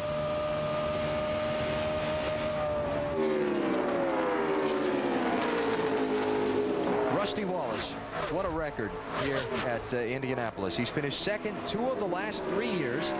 8 top 10 finishes in 9 tries here. The only laps he's failed to finish at Indianapolis came in 1997 when he had an engine failure. Other than that, lead lap every time. Yet, one of the sport's most accomplished drivers does not have a Brickyard 400 winner's trophy, Bill. And right now, Alan, after that last pit stop, when they took a rubber out of the left rear, the car was tight before. It's still tight. If you talk to Rusty, just like all these drivers, they want to win the Brickyard. But he wants to win here, especially for Roger Penske, his car owner. 13 times Penske has gone to victory in the Indianapolis 500, but Penske 0 for 9 in the Brickyard 400. Rusty driving, Roger spotting, high atop turn 1 here today. Bill, is he complaining? It looks like the car is tight in on turn in. Is that where he's having the problems, or is it elsewhere? That seems to be what they're working on there. And yesterday, remember, Wally, in happy hour, he was loose. They were working on that. That's right. As Benny talked about, the 2 is 1 car that is, there's no more being conservative with these guys. Crew Chief Bill Wilburn told me this morning, we talked about how they're trying to get Rusty more and more to what you want to call today's type setup. And I said, you're still taking baby steps. And he goes, no more baby steps. We're taking giant steps, and Rusty's being good about it. Billy did admit he and Rusty don't agree on everything on some of those things, but the goal is to make the car better, and they are working together on that. Sometimes it's hard to teach an old dog new tricks, isn't it, DP? It sure is. About to complete 150 miles in the 10th running of the Brickyard 400. Tony Stewart and Ryan Newman, 2 Indiana drivers, hold the top 2 spots. Will one of their boyhood dreams come true today?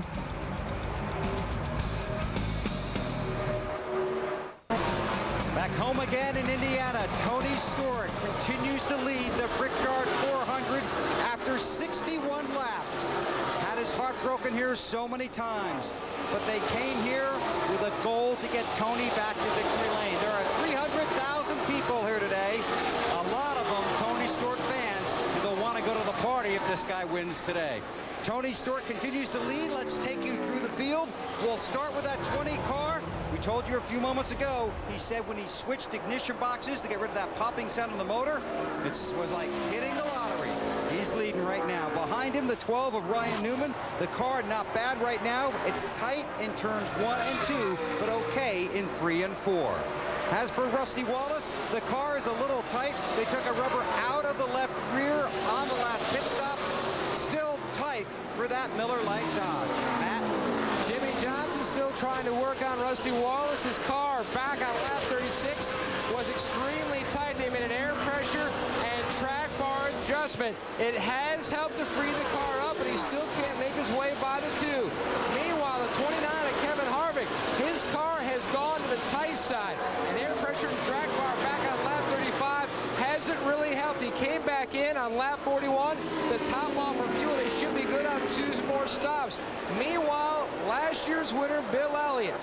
Not very good in turn 1. It's tight, but it's great down in 3 and 4. The only problem they've had besides that, Mike Ford, the crew chief, has had to change radios 3 separate times. They almost missed calling Bill into the pits, Bill. Checking out Jamie McMurray, just got around his teammate Sterling Marlin in the 40 car. McMurray in the 42 having a strong run really fast before that first round of pit stop. Has been good sense, hasn't made made the progress he was hoping for. Cars really balanced, no changes. As for Sterling Marlin, a quiet day, did just lose that spot, so he fell back to 8th. Long race, though, good run so far for Sterling. As for Matt Kenseth, you're going to need to look at the front of the car.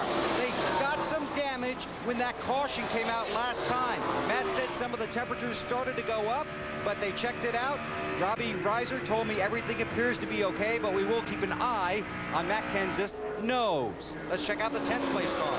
That's a 77, Bill, of Dave Blaney. It was a little bit tight in the early stages, but when the caution came out, that first caution, he was almost out of fuel. They stayed out, they came in, they fixed that condition. Now it's just a little bit tight, better than it was. Alan? Closing in on halfway in the Brickyard 400. 5 different drivers have led today, but the man out in front right now is Tony Stewart. He's led the most laps. He's up on Ryan Newman by 1 3/4 seconds and working his way through some lap traffic. Let's continue going through the field. How about the 11th place car, Marty? Alan, Jeff Green started 30th today, got up to 11th by making the fuel last longer than anyone else did. The biggest debate they had yesterday was whether or not to change the right front spring. Jeff just came on the radio. Wrong right front spring, guys. Too loose. Bill? Jeff Gordon, 3-time winner of the Brickyard 400, going for his 4th. He did a sum up here for this Indiana boy. Car tight right now. Matt? Kurt Busch runs in the 13th position, qualified 6th after all the drama has settled down from pitting when pit road was closed. Right now, though, the car still tight. They made an air pressure and wedge adjustment out his last stop. Now Jimmy Finney's crew chief calling for more aggressive air pressure adjustment in that right rear. Bill? Bobby Labonte running behind the 97. Sounds more like Perry Mason than Bobby Labonte. Trying to solve a big mystery here. They put a rubber in the right rear end, made an air pressure adjustment, but he's sliding the nose and the rear end wants to come around. He said if you fix the nose, I can work with the other parts, but I can't tell you what to do. Matt? 15, Michael Waltrip runs in the 15th position. Earlier, he was battling a horrendous push up off the corner. He had to change his line. That helped, but he said he hasn't really been able to see how this race car will do. An air pressure adjustment last time out of both right side tires, Dave. Matt, Steve Park was pitting when the first caution came out. His crew chief told him to keep going. He got speeding penalty down pit road. He got another penalty when he came in too early. They've recovered from that. The car is pretty good now. Marty? Dale Earnhardt Jr. started 36, has worked his way up to 17th. Of course, he fell back earlier. Now he's worked his way back up to the front of the field. He wants the same adjustment made last time, just a little bit tight for Junior, Dave. Mike Skinner put it under green. He went down a lap. They fixed a tight condition. He got that free pass when John Andretti wrecked. He's back on the lead lap. 6 car of Mark Martin also pitted under green. They really didn't want to come in and change.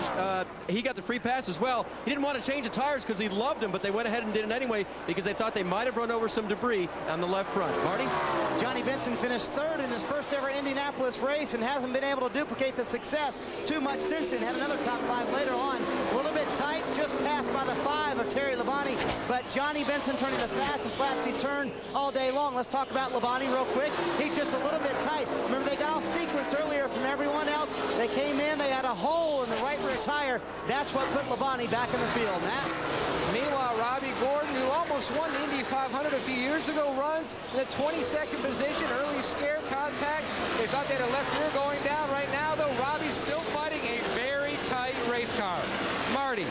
Ricky Rudd in consecutive start number 701, actually doing a lot better than they thought they would. They were very worried about this car in happy hour. Right now, sliding the nose just a little bit so that he more front grip. Dave? The 38 car of Elliott Sadler, they pitted on lap 34 under green. They fixed the car because it was just a little bit tight. Then they came in on lap 47 and topped off the fuel. He can go a long way. The 16 of Greg Biffle has been fighting a problem all weekend. They only got 3 lap stints during practice. They could never really work on the car, but the tight condition that he started out with on the early part of the day has gotten better. Matt? Joe Nemechek qualified 7th, coming off his first top 10, a 7th last week since he won at Richmond. He's been battling a tight race car as well. He pitted on lap 47 for 4 tires and fuel and an air pressure adjustment, Marty. Matt, this morning, Paul Andrews, the crew chief for Jeff Burton, told me if the sun comes out, we will be good. Well, the sun's out, and they're not too good. The car just too tight for Burton. Kind of surprised about this. They thought they would be much better today. Alan? So we've taken you 26 27 deep into the field. And that through the field, there are 36 cars on the lead lap of the 43 starters. One car retired from the race. John Andretti done for the day after the crash of a little while ago. And now the 19 of Jeremy Mayfield is in the garage, and his crew is attending to his ailing machine. Second place card. What's up there, Bill? Just want to keep an eye on this. Ryan just radioed in. The car feels as if it has a wheel out of balance. That could be a number of things. Matt Borland told him just hang on and we'll correct the problem the next stop. The question is, when will that be? Yeah, and hopefully it's not a wheel coming loose. Yeah. A loose lug nut. I mean, these guys are changing these stops in 13, 14 seconds. And to do that, you can't go back and hit that lug nut again to make sure that it's tight. You hit 5, you go on 5 times, you take the gun off, you go to the next tire. Here's an update that we just received on John Bryan, the jackman for Dale Jarrett's car that was injured in the pit road crash a little bit earlier. John has been transferred to the local hospital in Indianapolis, Methodist Hospital, for further treatment and observation, though he is alert and awake. And any further information we get on John, we'll pass along to you later on in our broadcast. 10 laps from halfway in the Brickyard 400 at the Indianapolis Motor Speedway. Native son Tony Stewart trying to pick up the win.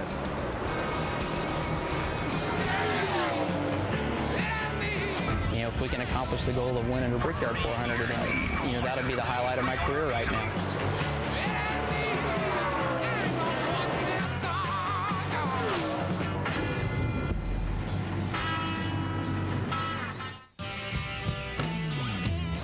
Big enough that 4 holes of the 18-hole Brickyard Crossing Championship course are in the infield.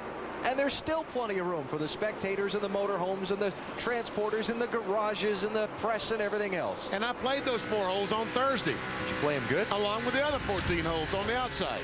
No, not too well. Here's the answer to the Singular Race Talk. Well, I shouldn't say answer. Here are your votes to the Singular Race Talk poll. Who you think will win today among the Indiana drivers? Tony Stewart has the best chance. Now, when was this first put up? When we first put it up? Just don't go there. They're John Andretti fans, and they wanted to vote and support him anyway. Okay? There you go. I mean, come on. You had people pull for you in races. I pulled Tony Stewart, so I got the majority again. Cut me right off there, didn't you? And there they are, 1st and 2nd, 11th, and Tony Raines, the rookie, hanging in 32nd. Tony Stewart up by a 1.5 seconds on Ryan Newman, with Rusty Wallace, Jimmy Johnson, and Jamie McMurray making up the rest of the top 5. Matt Kenseth has moved to 6th. Kevin Harvick has slipped back to 7th, followed by Bill Elliott, Sterling Marlin, and Jeff Green with a nice run to 10th place. And look at this 42 car. Jamie McMurray has caught this group on Jimmy Johnson and Rusty Wallace. I think that McMurray, it may be the 3rd fastest car in the race. He may be even faster than Stewart and Newman in certain situations. Well, Jimmy Johnson's car is awfully good. The problem with Jimmy Johnson is he's trying to pass one of the hardest guys in NASCAR racing to get by. Rusty Wallace is difficult to pass. As you can see, Rusty makes his car very wide at times. How about McMurray underneath Johnson, Matt? And Jimmy Johnson, not a happy camper. He's trying to hold off the 42 car. In fact, he told his spotter, ask Rusty's spotter if they will move over. They know I'm faster. Rusty said no. Every inch here means so much. Track position is so key. Chad Knaus trying to motivate his driver, but also just trying to calm him down. He said, keep the fenders on it. We'll be fine. Yeah, well, that's what you want him to do. I mean, this is racing, so a guy's not normally going to pull over for you, especially here in Indianapolis. This is a big event, but, you know, it's so difficult to pass here. And as these guys are dicing, here comes Matt Kenseth. Championship leader in the NASCAR Winston Cup Series. Now, see, if the 48 would pull out and the 42 would go with them, I think they could draft by Rusty. But all the 42's got in mind right now is getting by the 48. One of the homegrown Indiana drivers is out of the Brickyard 400. Dave? Yeah, and his damaged car sits behind him. John, what was the deal out there? Just guys getting stacked up in front of you? Yeah, that's basically what happened. I don't know what happened to cause them to have to all check up, but as it got to be an accordion, and I got to be the middle one, and I got stopped before I got into the guy in front of me, but the guy behind me couldn't quite. He was the first guy that couldn't get stopped, and unfortunately, I ended up paying the price. How frustrating is that when you got a great race car and it's just a matter of the guy behind you doesn't stop, just like you were able to? I don't expect anything different right now. It just always seems to be that way. You always feel like you're in the wrong place, but I'm in the same place that everybody else is, so it just happens to be one of those circumstances. The guy, I know the guy that raced and the guy that ended up in the back of me, and certainly he's never a guy that would race like that. So, you know, it had nothing to do with anything other than the fact that he just couldn't get stopped. And it's unfortunate for the Craft Chevy, but who knows, maybe sometime I'll get to drive here again. All right, guys, always great to have an Andretti in the race. Always bad to have one out of it. Alan? These guys are going at it. And I'll tell you what, Jimmy Johnson is not a happy camper right now. What a great move by McMurray, though. He got that position on the outside. Now, look, is Matt Kenseth's going to go three wide? See the hand coming out of Jimmy Johnson's window? I'm telling you, man, he is hot. But Jamie's doing what he's got to do. Exactly. I thought it was a great move to get on the outside, going down in the corner. And when Johnson blocked it, dove down on the inside, did that crossover, and Jimmy loses another spot. And he's going to be even hotter now. Yeah, now Jimmy's just got to regroup here. He lost 2 spots. He's just got to regroup and cool down. Go after it. That was Jimmy saying, I'm tired of being We'll be fine, all right? We'll be fine. All right, Matt, what do you got? Well, Wally's strategy that Jimmy Johnson should try to hook up with somebody is exactly what Jimmy was trying to do. In fact, they were trying to get Kevin Harvick to help out, but unfortunately, Hart's car had gotten tighter and tighter and tighter, and he slowly faded, so he lost his drafting partner, and then Jimmy lost a few spots. But you're right, Wally. Matt Kenseth is definitely running hot. Yeah, because he keeps diving down there. He keeps diving down to get some air to go through the grill, that 17 car. So he has to be concerned about it. Somebody just got told to come to pit this time in this group. We are coming up on some green flag pit stops. The leader, Tony Stewart, was last in at lap 41. We're at 79 now. Here comes a 48 in a hurry. Yep. 55 miles an hour is the pit road speed limit here in Indy. And that was a great call by Chad Knaus, because right now he needs to calm his driver down, and what a better way to do it than a pit stop, Matt. You're exactly right, Benny, and exactly. Lap 80 was when they had planned on pitting. Lap 79, going to hit pit road, going to try to adjust on that race car. They had freed it up, but actually they freed it up a little too much. He said it was just a tick free on entry as they go to work on Jimmy Johnson Chevrolet. You can see the wedge wrench going in the back window. They're going to adjust on that race car, as well as air pressure. They go to work on the left side. Ryan Pepe hits the lugs. Hey, Matt, you're not running, are you? Great pit stop, 13.3, and great hustle by Matt Yoakum. Attaboy, Matt, way to hustle. Not running down the pit lane. We got it covered, guys. Nice to hear you working hard, Matt. Rusty Wallace comes to pit road. Jeff Gordon and Bobby Labonte are ducking in behind him. Bill, here comes Rusty. Yeah, it's going to get real busy right here on this section of pit road. I'll tell you, Rusty Wallace, that's not an old Rusty Wallace out there. That's the Rusty Wallace of old. Very aggressive, very focused on the racetrack, fighting for every position. Car's a little tight, in, loose off, going to make a track bar adjustment. Give him 4 tires, put the fuel in, just past halfway. These guys just have to get good fuel mileage to take a fairway off from Rusty. Jeff Gordon around to the right side, now around to the left for Gordon. His car just a little bit off, trying to get to the front of the field, work his way through traffic. He's got his fuel, his tires. Bobby Labonte will follow him off of pit road. Waiting for Ryan Newman to come this way, then Tony Stewart. Got Steve Park leaving the pit lane. Jeff Burton is in for service. Jason Leffler is on the pit road. And Kevin Harvick coming in now. And here comes Ryan Newman. Second place car. Bill? And the report is out of fuel on the 12. Matt Borland told me this morning their fuel mileage is not the best. They make a lot of power, but that uses a lot of fuel. It's something we were all talking about this morning.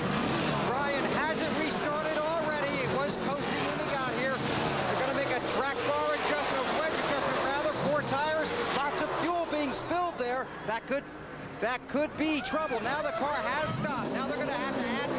He's got it, and he's on his way. Wow. A very clean stop for Kevin Harvick. They made a wedge adjustment and air pressure adjustment. He felt like he lost the right front tire. The car was just too tight. Tony Stewart, the race leader, comes on to pit road for his service, giving Matt Kenseth the lead, Bill. Around to the right side on Tony. Said the car is real good right now. It does get a little tight later in the runs. That's not a problem. Been an outstanding run for him so far.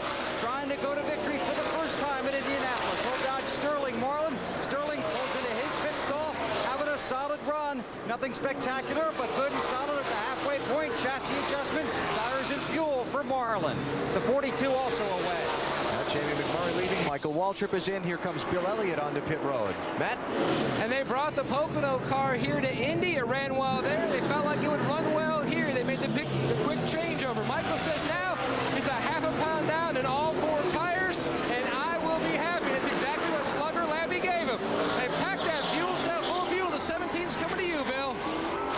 And Matt has been very fast out on the racetrack, got his bonus points for leading. They were concerned about damage on the nose of this car.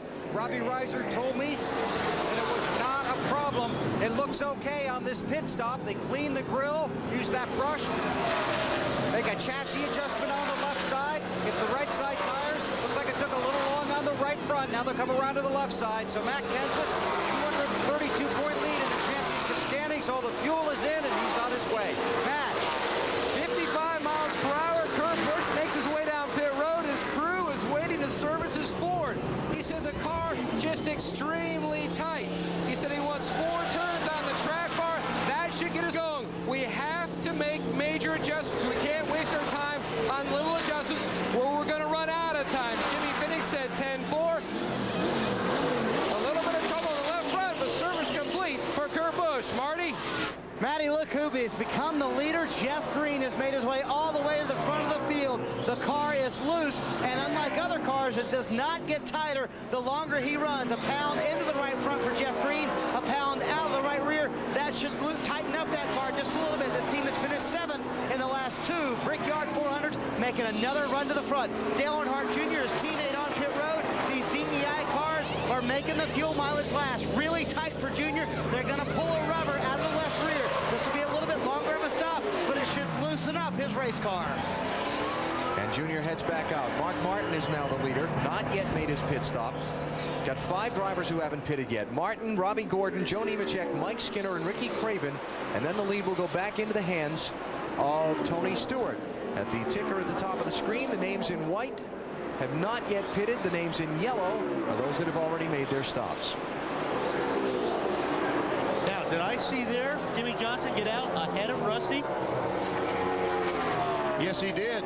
He's about a second ahead of Rusty Wallace right now, as a matter of fact. So the boys in the pits on the Lowe's team did their job. That was a great pit stop. A little over 13 seconds for Jimmy Johnson's crew. He worked on Rusty for how many laps? He came in and those guys gave him that spot. So waiting to see Mark Martin come to pit road. And again, he's the race leader now as we continue this cycle of stops just past the midway point of the Brickyard 400. Now, remember we told you Ryan Newman was out of fuel coming to pit road. Here's Tony Stewart, who will take the race lead again. And look at how much time Ryan Newman has lost to Tony as a result of that stop. 21 seconds. He was only about a second and a half or so behind him on the racetrack before the pit stop. And it cost him 20 seconds. Check out how much that 20 seconds is worth.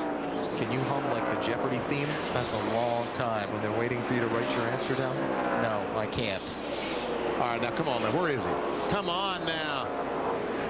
Ryan. There. Wow. Finally. Unbelievable. And I'll tell you, if he ran out of gas before he got to pit lane, he's lucky he didn't get back to speed. Because when you run out of gas, you have no idea how fast you are coming down pit road. So he probably came down a little bit slower. That's right. But Ryan Newman did a very smart thing. When he ran out of fuel, he immediately turned it off and coasted in so that he had just a little bit of fuel left in the carburetor to restart it once he got some gasoline in the tank. You saw how far he was behind him. These straightaways at Indy, 5/8 of a mile long. That's what Ryan Newman lost. Joe Nemechek's in. Matty? Remember, they pitted last on lap 47 for 4 tires and fuel. That's exactly what they're doing on this stop. One of the last cars to stop under this cycle. Today, Burns.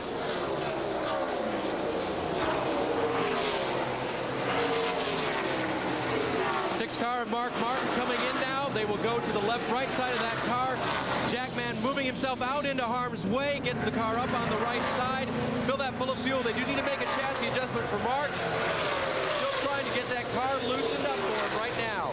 Second set of tires going on the left side. Matt.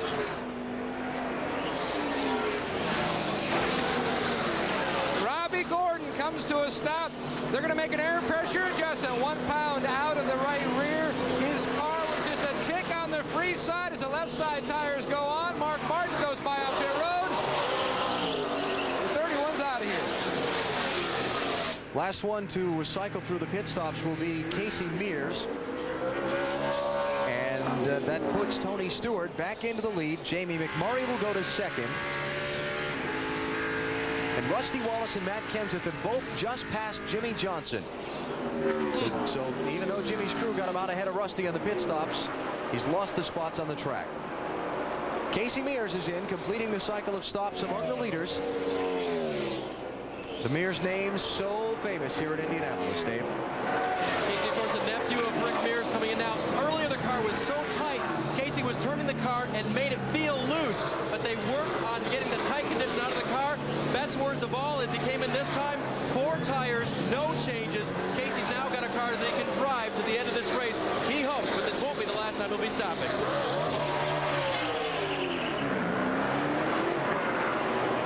So the cycle of pit stops among the leaders is complete, and Tony Stewart is back out in front.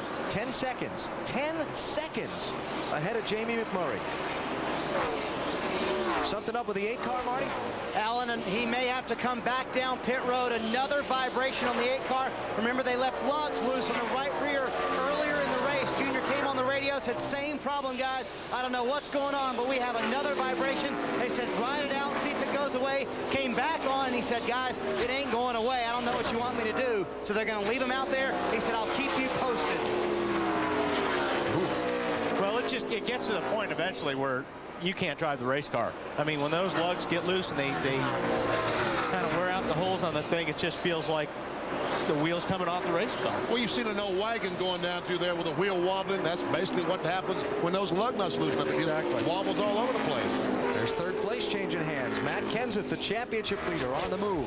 And that's even more important because Kenseth now in the top 3, and Dale Earnhardt Jr. maybe making an unscheduled pit stop here if that vibration gets worse. Junior's down an 18th spot. So Kenseth's already substantial lead in the NASCAR Winston Cup title chase could grow even more here in the Brickyard 400. Tony Stewart chasing his dream at the Indianapolis Motor Speedway, trying to win the race here today. It's estimated to be in attendance today. They're going to be making some kind of noise if that 20 car takes the checkered flag first.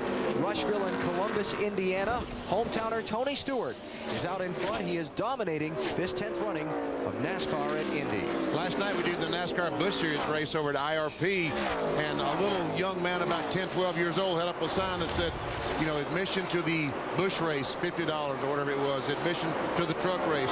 Admission to the Brickyard 400. Tony Stewart winning the Brickyard 400. Priceless. Pit crew performance in our Powerade pit summary been pretty priceless for Tony Stewart. You see Brian Newman losing the ground when he was out of fuel, coming in. And although Rusty Wallace lost the spot to Jimmy Johnson on pit road, he quickly gained it back once they came on the track, and those 2 guys are nose to tail again. But as we see Tony Stewart going around the racetrack, yes, he's got a big lead, but he's not the fastest car on the racetrack. The guy in second spot is faster. The question is, can Jamie McMurray make up 6.5 seconds? Now, here's Bill Elliott running all the way back in 16th place. Matt, what happened? Well, he was running solidly in the top 10 right before he was going to make his pit stop, and they went 1 lap too far, Alan. They ran out of gas. 41 laps on that run. They ran out of gas going into turn 3. It took him a long way to get to pit road. They made a major wedge adjustment to try to help that tight race car, but he has fallen definitely out of that top 10, Bill. Well, we've been watching the 17 car of Matt Kenseth, and Benny, you've had an eye on him most of the day. Remember in that wreck that John Andretti was involved in, we talked about how Kenseth got a little bit of front end damage. Well, it has closed the front grille just a little bit. They took some tape off on the last pit stop. They're going to take some more off this time. But every now and then, when Matt's in traffic, you will see him duck that nose into clean air to try and help cool the engine room. Because he realizes he cannot get that water too hot. If he does, he will lose some. He will come out, the pressure will build, he'll lose some water, and once he does, then it's history. And it's not an overly hot day. It's not in the 90s here. It's in the low to mid 80s at Indianapolis today, but still running around near 200 miles an hour. You need all the coolant you can get. And the biggest problem is it's where, see, right now it's not too big a concern because he's by himself. But when you run around other cars, that's when you have to duck and find that free air. When he gets up to these other two cars, you'll see him duck down the inside. How about our Stacker 2 NASCAR Winston Cup track fact? They call this place the Brickyard for good reason. The first track surface that was put down here in 1909 was made of crushed stone and tar, and it didn't fare too well when they got to competing on it. So they pulled it all up and used 3.2 million paving bricks to surface the track.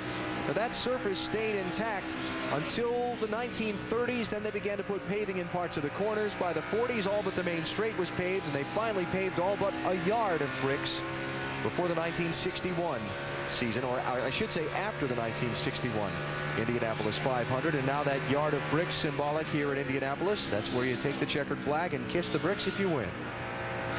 Kenny Wallace on the Stacker 2 car there, running back in 29th position. And Tony Stewart has been lapping some cars. The last few laps he's gone by Ricky Rudd, Kenny Wallace, and in doing that he's lost about 2.5 seconds to Jamie McMurray. But Jamie's got to pass those same cars. Yeah, that's true, although they might not give him as much trouble as they did the leader, Tony Stewart. There we see him. That time by, he gained another 0.4 of a second on Tony Stewart. 27-year-old Jamie McMurray of Joplin, Missouri. Remember the Cinderella story last fall at Lowe's Motor Speedway, Charlotte. He was filling in for the injured Sterling Marlin. By all accounts, a surprise pick by team owner Chip Ganassi for that car. And went out and won the race in just his second NASCAR Winston Cup start. There we see him in 3 laps, almost 2 seconds he's gained on Tony Stewart. Now let's see what happens when he gets past these 2 cars he's coming up on. We'll see how much ground he loses or if it maintains. Yeah. By the way, Kyle Petty has just taken his car to the garage. Gear problems on the 45. We'll check that interval between Tony Stewart and Jamie McMurray when we come back to the Brickyard 400. Way of racing heroes here at the Indianapolis Motor Speedway, surrounded by a cavern of fans. 300,000 of them are here today watching the 10th running of the Brickyard 400 live on NBC. And hometown Indiana boy Tony Stewart continues to lead, and you hear so many stories about Tony and his temper. Well, one story maybe you haven't heard revolves around a Pocono race a couple of years ago. There was a pickup softball game that involved some guys that work on the concession trucks. In fact, one of the guys on those trucks was Larry Hinkle.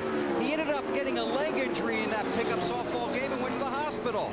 And he had to stay in the hospital. Well, they ran the race and the Winston Cup Series moved on.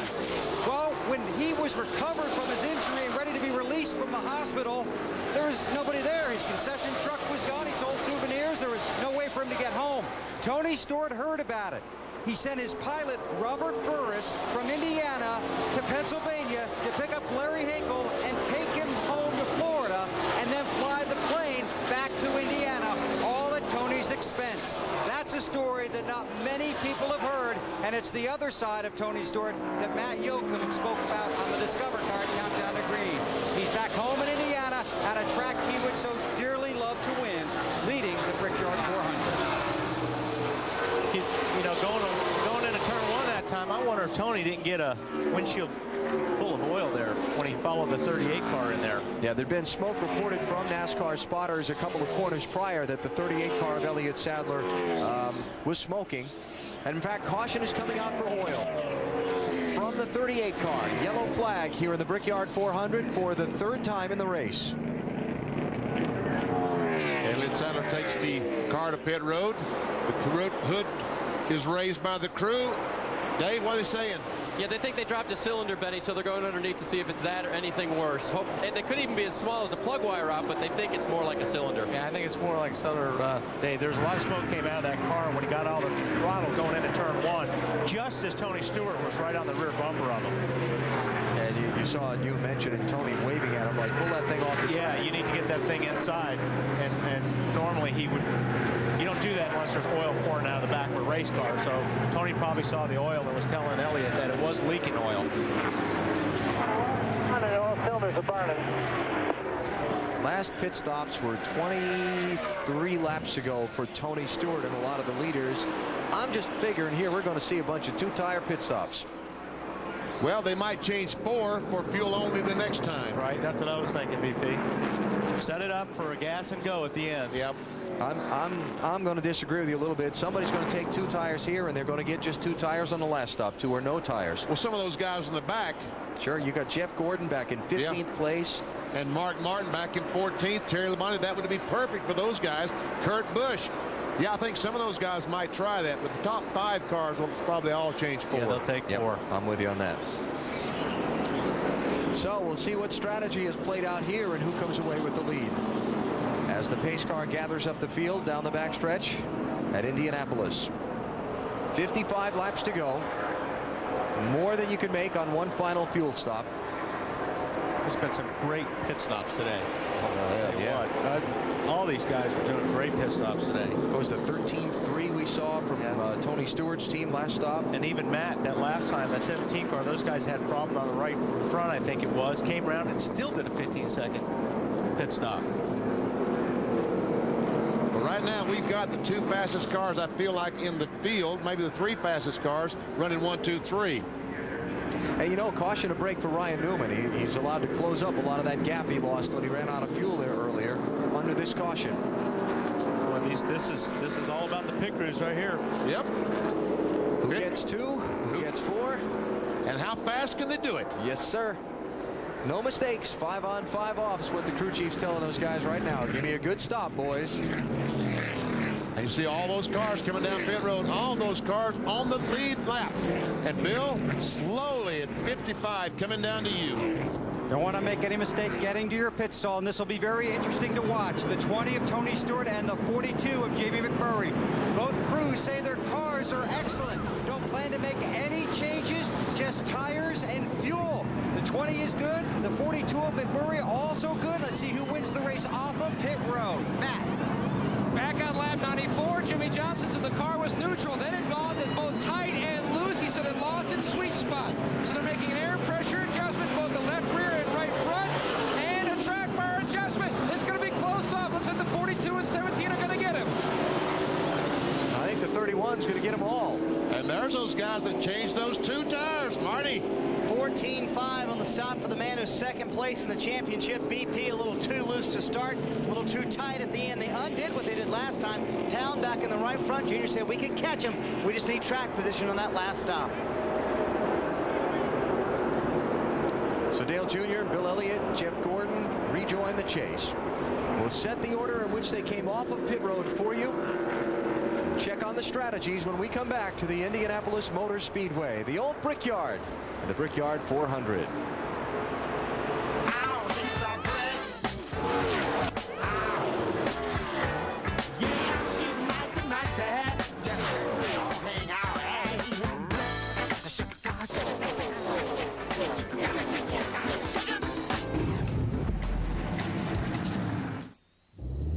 One new car. Earlier about, here we got the race off.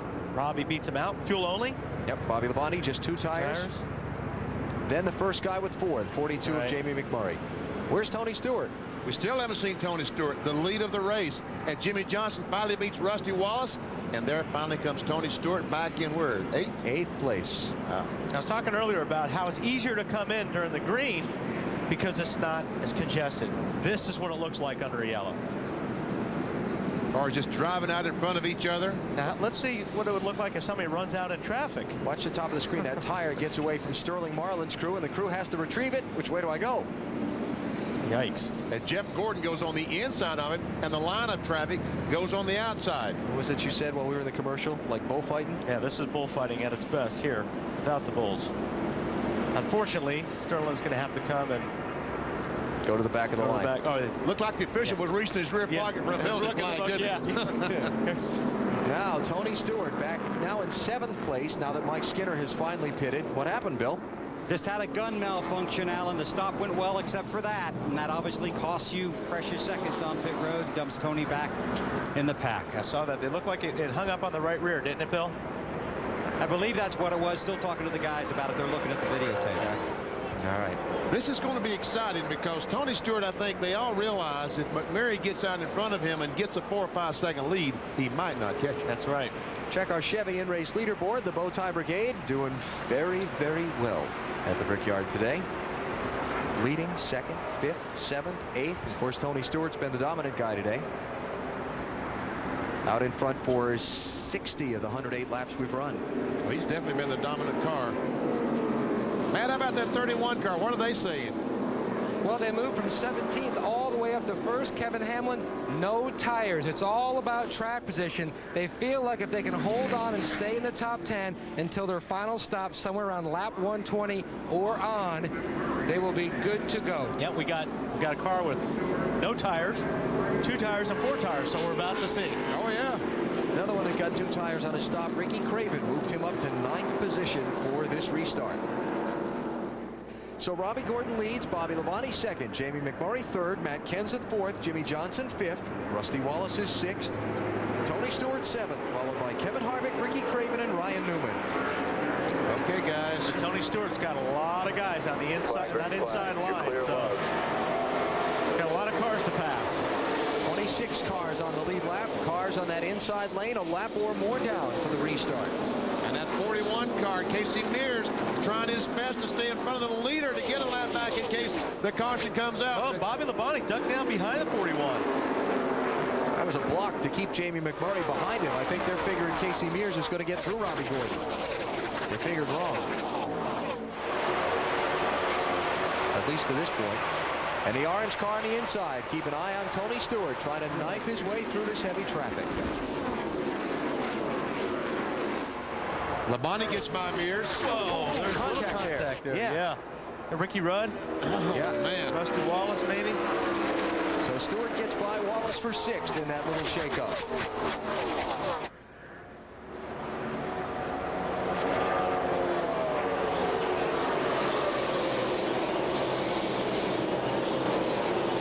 You know, restarts, the cars bunch so tightly together. We saw it happen earlier. John Andretti. It just takes a little accordion. Somebody having to step on the brakes. 4 or 5 cars back from that point. They can't react fast enough. And right now, too, it's that time, like in Tony Stewart's situation, he's anxious in that seat right now. He's been out front. He's been taking his time, picking his line when you're out front. Now he's got to get by these cars. And he keeps looking at that scoreboard going, man, I've got to go. I can't let these guys get away. So there's a lot of anxiety right now in that seat in that 20 car. So many times at Indianapolis, the 500 and in this 400. We've seen drivers with dominant cars fail to win. Stewart looking on Jimmy Johnson for 5th place. And he's going to do it on the outside in the middle. Wow, what a move by Tony Stewart. Oh, sweet. Man, that was strong. Remember, the 41 car, Casey Mears, is a lap car. Next up for Tony Stewart to try and pass for position will be Kevin Harvick in the 29.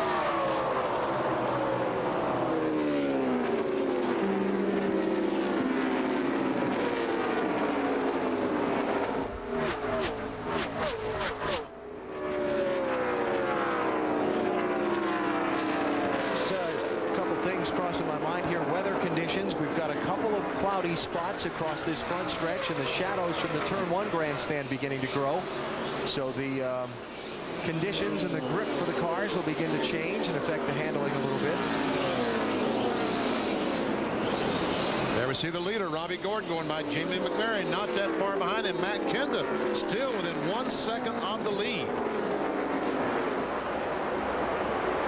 There's McMurray and Gordon, Labonte, Harvick, and now Tony Stewart. McMurray was looking for the lead. And Tony Stewart right now is a little over 3 seconds behind this leader. Wow. If McMurray can get by quickly, he's going to get by. Robbie really pushed out on the entry of turn 3 right there. So it's looking like these 4 tires are going to be a whole lot better for Jamie McMurray. 4 tires in a faster race car. McMurray's been one of the strongest all day.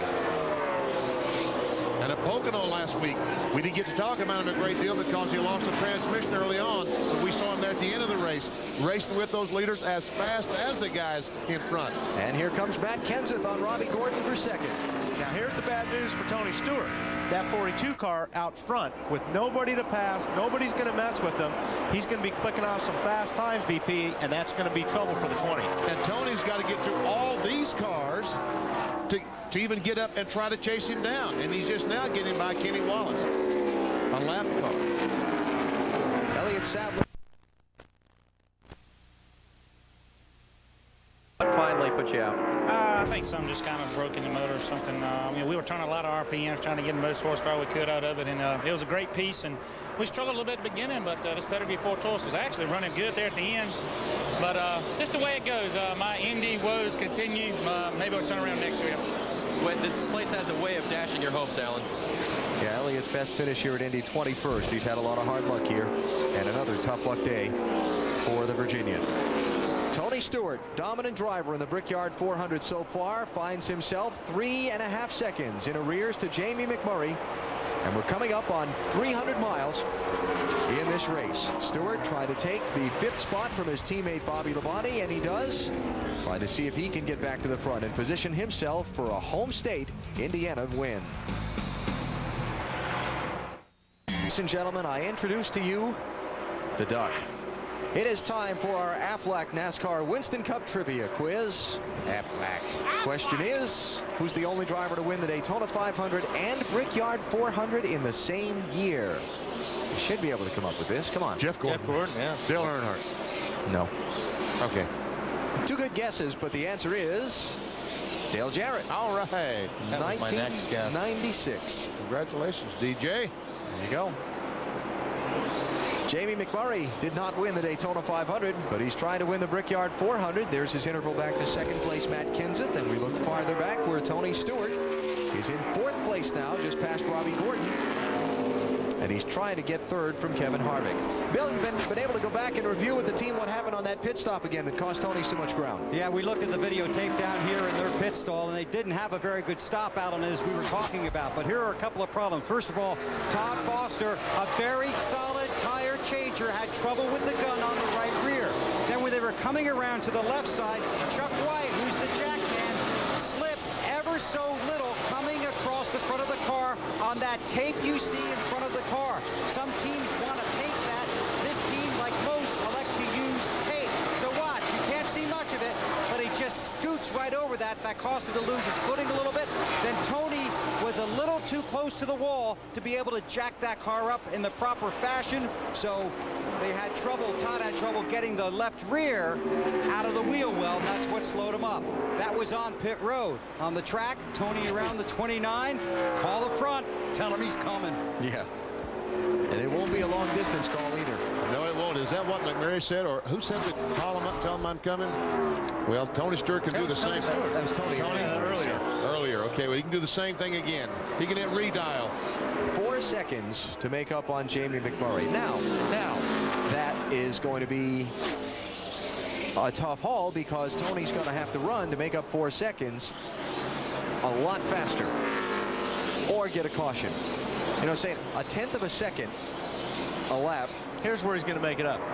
Getting 2 pit lanes for the gas and go at the end. Okay. That's where I think he can make it up. Remember that. How about our Walmart NASCAR Winston Cup race fact? 4 of the last 5 Brickyard 400 winners went on to win the NASCAR Winston Cup Championship.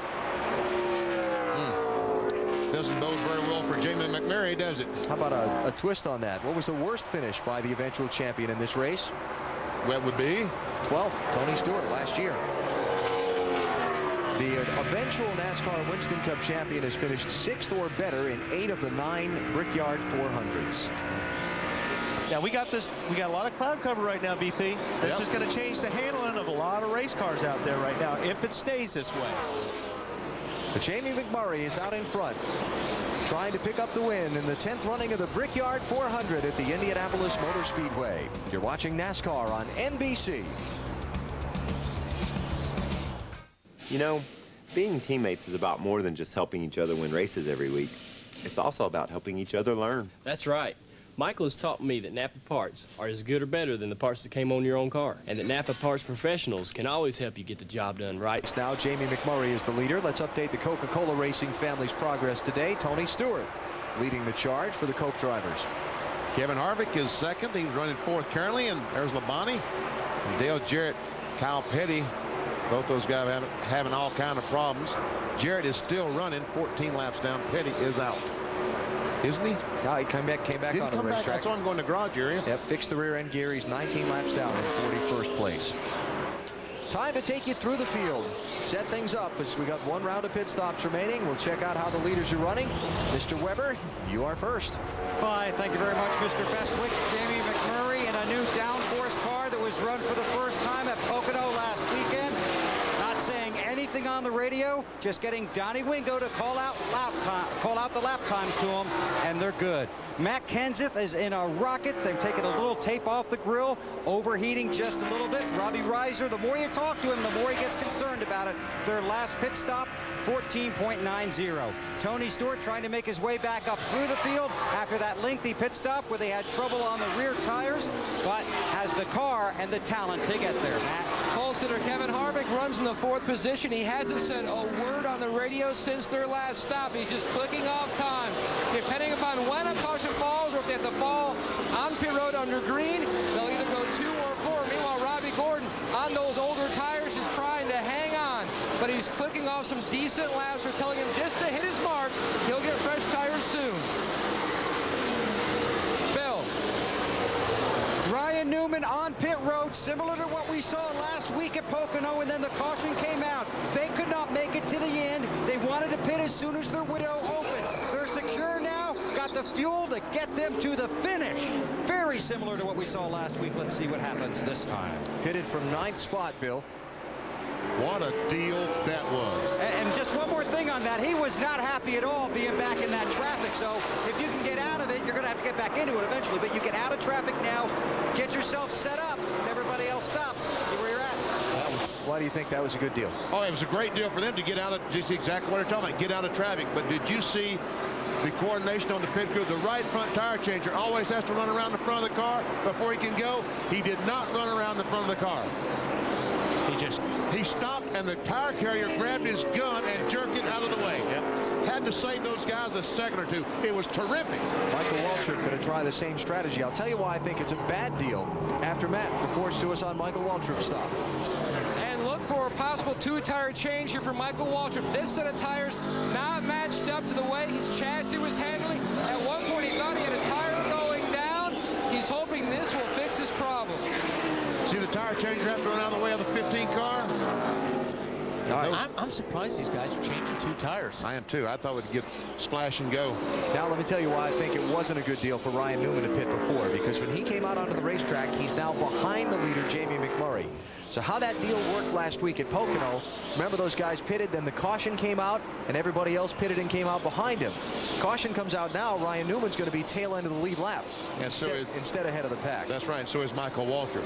They were far enough behind the leader here, they could not come down pit road, change 2 tires, and get back out in front of the leader. So if this thing stays green all the way to the finish, I don't know what they're going to gain this time.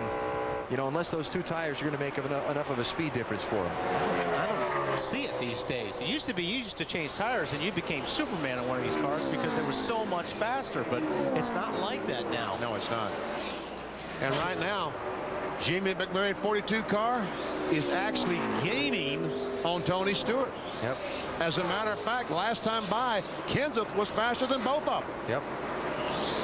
Here's Bobby Labonte in. Going to make his final stop under the green with 31 laps to go, Bill. And his car was tight, so they're going to come in and fix it now. They took 2 tires last time. Fatback McSwain was calling for 4, then made the 2-tire call just as Bobby was getting to his stall. Right side tires this time. He got the okay from the fuel man, and he's on his way back out. I guess they got to take that much fuel anyway. That's the only thing I can think of. Guess. Although, if I was Kenseth or Stewart, I would force McMurray into making a move.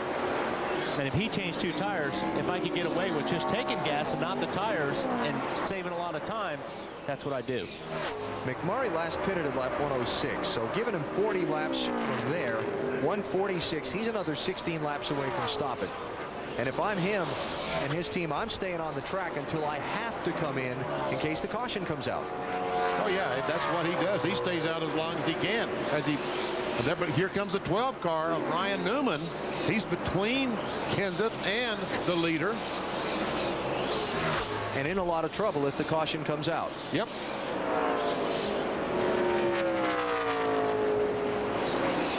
So Jamie McMurray trying to pick up his second NASCAR Winston Cup Series win in one of the biggest races you could, the Brickyard 400. Tony Stewart going to come and dive in with 29 laps to go. Bill? And Tony Stewart will make the long trip down pit road for what he hopes is his final stop under green. The car's been good, has not been overly happy with this set of tires. So let's see what these guys elect to do. Stewart 3 falls away, 2, 1. Now comes to a stop far away from the wall. Remember last time, very close to the left side. Not a factor this time. They pulled the hair away off the windshield. They've got the fuel okay, but the right side's only. Why it wasn't a factor. Closing back to the left side. Now this can work out different for Tony Stewart than it did for Jamie McMurray, because Tony Stewart should be ahead of McMurray on the track in terms of he'll be on the lead lap. See, there comes McMurray now. So now if the caution comes out and McMurray comes into pit, Stewart stays out and he's ahead of him. Yeah. He has just forced the hand of Jamie McMurray. He has no choice but to stop now and get 2 tires because he can't afford for the caution flag to come out.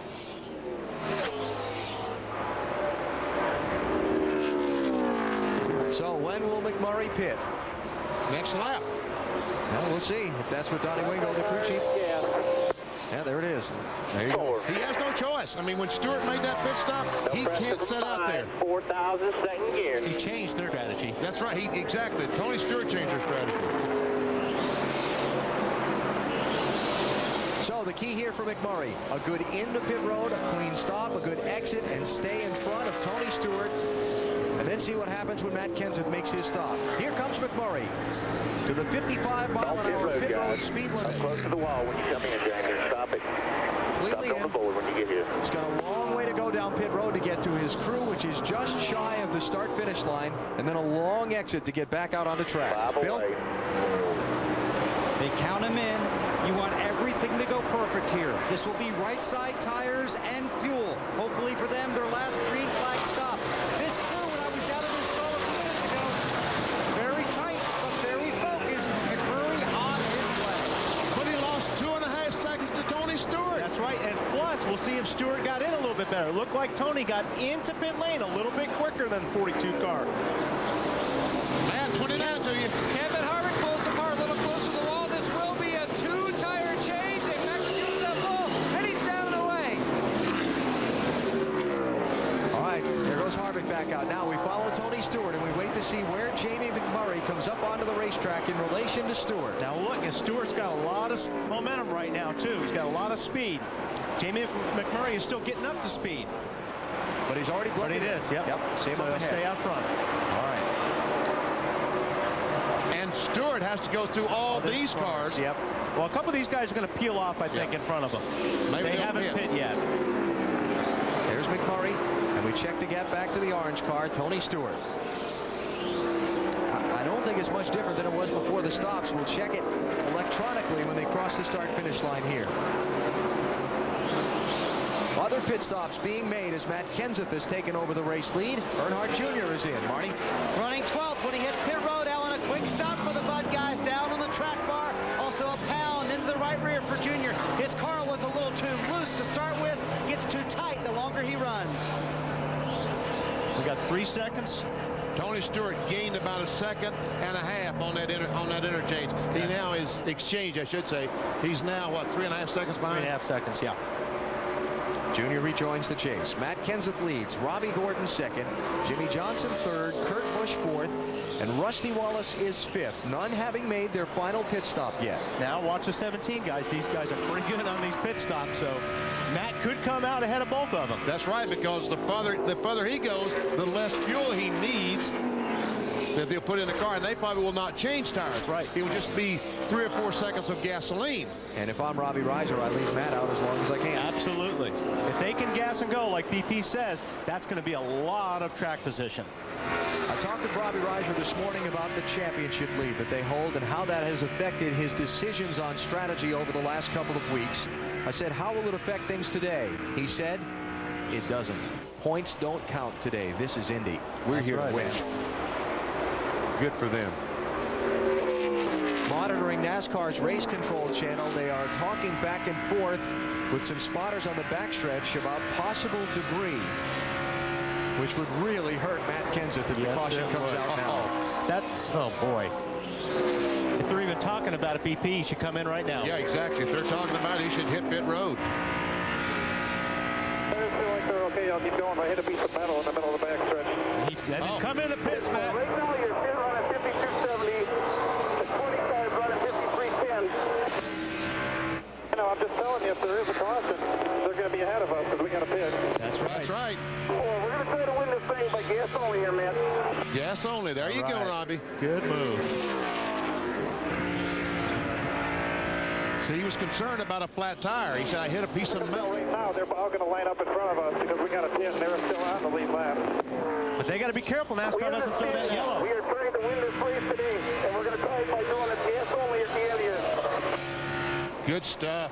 Yeah, that's just a great move on their part right here. Boy, it's just got to be gut-wrenching for that driver out there, giving it his all, trying to win and trying to get his hands around the overall picture of this race that he can't see from in the cockpit. But Matt knows right now. I mean, I'll guarantee you, Matt knows that these other guys took tires, and they're going to win this thing on gas and go only. They know they've got the track position. Now, the guys that are jumping up and down in their cars is Tony Stewart and Jamie McMurray going, They also realize, Matt Kenseth, he just said a moment ago, if the caution comes out, we're in big trouble. But I guess what I'm saying, Wally, is he's out there and he can see that happening around him, but he can't see the whole picture. All he can see is what's happening in those few cars that he's racing with. And it's got to be tearing him up, saying, are we doing the right thing? Are we doing the right thing? You know, you can hear it in his voice. Yeah, well, that's where the crew chief comes in and says, listen, you're running as good a times as the other guys. You've got a lot of track position. You know, we're doing exactly what we need to hit. The driver needs to hear that assurance right now from the crew chief, because that's the only guy that we're going to believe right now in the whole world. Weber? Yeah, just part of that conversation that you guys didn't hear is that Robbie Reiser got back on the radio and said, listen, Matt, we both know what we're doing here. It's going to work out. We'll be all right. So we gave him that boost of confidence the guy in the car needs. Exactly. Caution is out. Oh, no! Yellow, yellow, yellow. Oh, no! Why didn't they come in, BP? Caution for debris. Oh, can you believe it? Something happened to the 37 car. And there's the debris. There's has to be a caution flag for that. That metal was sure to puncture a tire. Unbelievable. I don't know if I took it or not. Did I take it? Yes, I think you took it, but everybody thinks that they don't know. So just keep coming. Okay, they're saying yes, yes. Pull it down, pull it down. NASCAR trying to pass the word through. Matt trying to make sure he took the caution flag at the start-finish line, which would put him under the yellow. Oh, boy. What a twist in the Brickyard 400. I guess they knew that metal was laying there. He ran it over. He even said it. He said something. I don't know if it's the same piece of metal. No, I don't think it is, because they waved, kind of said, okay, everything's fine, and we went to the green.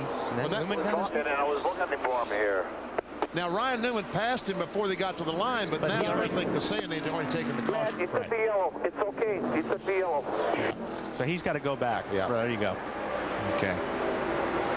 Boy, what a twist. Oh, man. If he had just pitted one lap sooner for a splash of gas. Yep. Well, but he still would have lost that track position if the yellow came out. He wouldn't have been in the position he's in, but he still would have lost all that track position to the guys that had fresh tires. He needed it to go green the rest of the way. Yeah, that's right. You're probably right there, Wally. Let's put 4 tires on it. When it's done with 4 tires, stop it and go. If I have time, I'll have enough fuel in it. So, Better not give his lap back there. There's no way. He said I took it. He took it for sure. And we definitely took it. NASCAR said we definitely took it first. Okay. All right. How many cars are on the lead lap, Robbie? A bunch, Matt. 16 cars. More than Yeah, that. a lot of them going to pit with us, so we're going to come on 16th again here. It's not looking too good. Just let's put 4 tires on and go for it here. Wow. Now you put 4 on, right? Yeah, that's what they're talking about. Yep, come in. 4 and just enough gasoline to go the rest of the way. Yeah. Keep it as light as possible. Sometimes they put all the gasoline there for the balance, but they decided to keep it light. Now this is a break for Stewart. All right, the car stopped on the racetrack is Ryan Newman. He's been given the word that he did not get back on the lead lap, so he's waiting for the pace car. And let's see who does pit and who doesn't here. Kenseth in. Got quite a few of them coming down pit road. Yeah, most of them that had not stopped already. And naturally, Tony Stewart. Is Stewart coming in? Jimmy Johnson? No. Is he? Tony Stewart came in. Wow. Looks like Tony is coming down pit road. But Jamie McMurray did not. Wow, Bill. Yeah, you're not going to be able to figure this out till we get everybody off of pit road. It's going to be a 2 right side tires, chassis adjustment. Matt Kenseth takes off just as his tire gets across in front of the car. Matt. And there will be a 4-tire change for Jimmy Johnson as he rolls over on the jack, losing a lot of time here on pit road. Joe Zanolini trying to hit the left on the left rear. A long stop for Jimmy Johnson. Left side tires for Tony Stewart. So he must not have been happy with the way his car was handling on just those rights from his other pit stop. That's right. But Man, this thing's got more twist on a rattlesnake. Happens sometimes. So Jamie McMurray did not pit, and that's going to give him some much needed track position. How about the Matt Kenseth stop?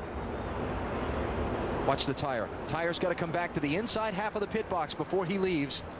Oh, just barely gets it. Wow.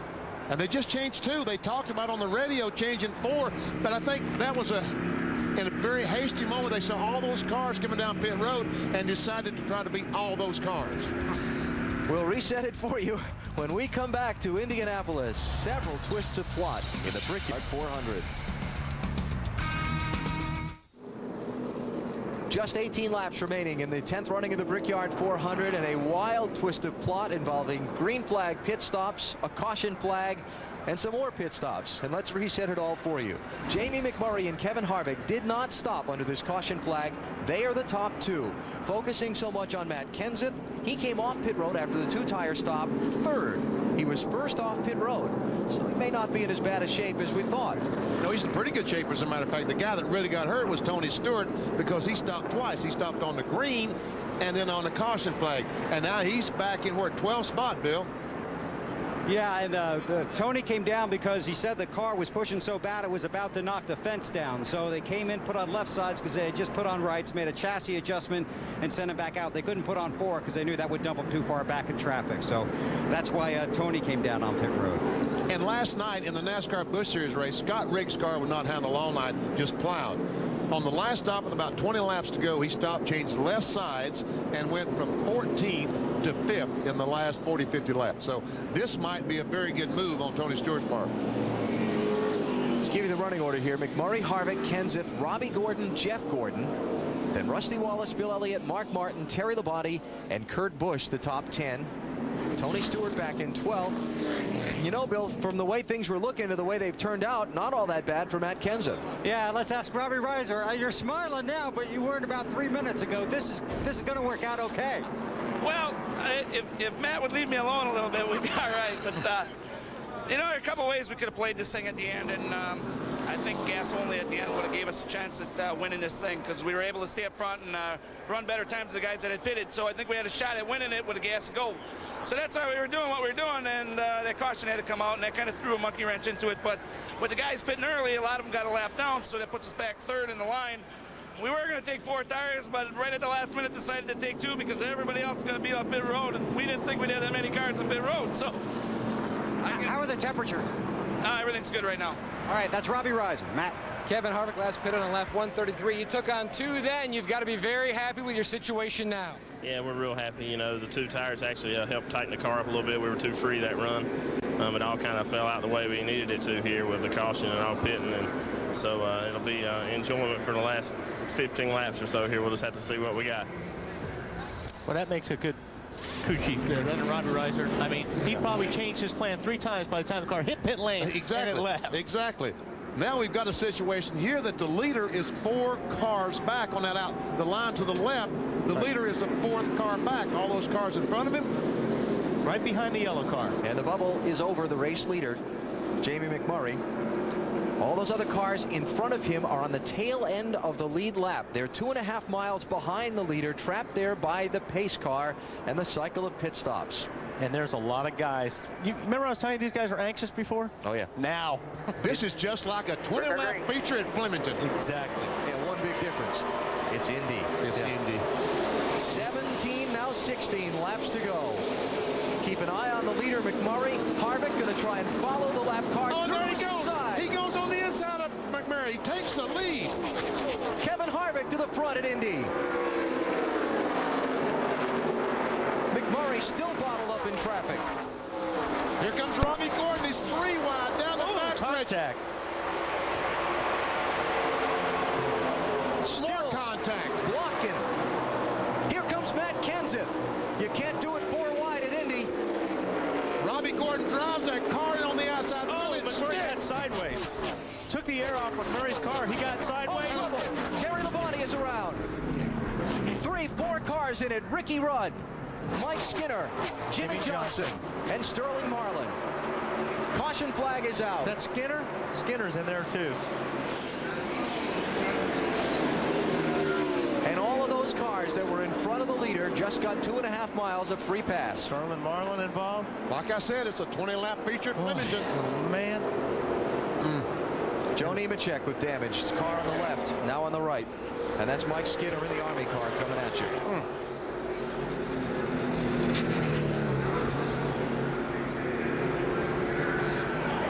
Ricky Rudd. There's a lot of damage to that left front of that car. Obviously. Kind of stating the obvious one. And we see an oil line is knocked off the 21 car for all that smoke. Sterling Marlin. Tony Glover said, don't go fast enough, you're going to blow the tire out. That's what happens. Get down to the end of these races and you've got to go. And now you've got in front, guess who? Kevin Harvick. And Robbie Gordon. Yeah, the Richard Childress teammates. Yeah. Who have not always seen eye to eye on things. Not exactly. I guarantee you Robbie Gordon is not going to say, oh, Kevin, go ahead and win this Brickyard 400. It will never enter his mind to let him win.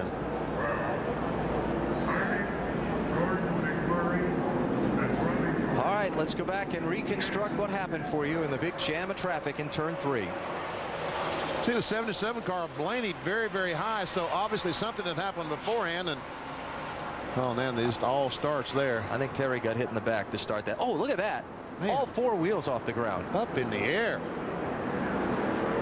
And I think this all started from the result of McMurray getting sideways when Robbie Gordon drove on the outside of him going into turn 3, and a bunch of cars checked up. I'm not so sure that Dave Blaney didn't have a tire go down or something, because he kind of got out of the gas and got up out in that outside lane. There he is, up the yellow car on the outside that Alan is talking about. And Terry definitely got hit. A couple times. Once to start it, and once there. That's Terry Labonte in the 5. Ricky Rudd, 21.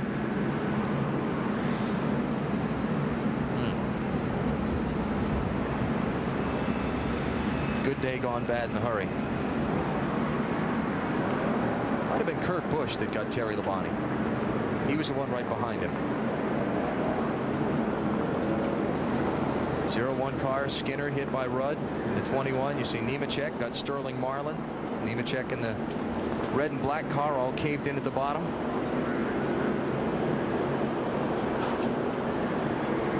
Far right side of your screen.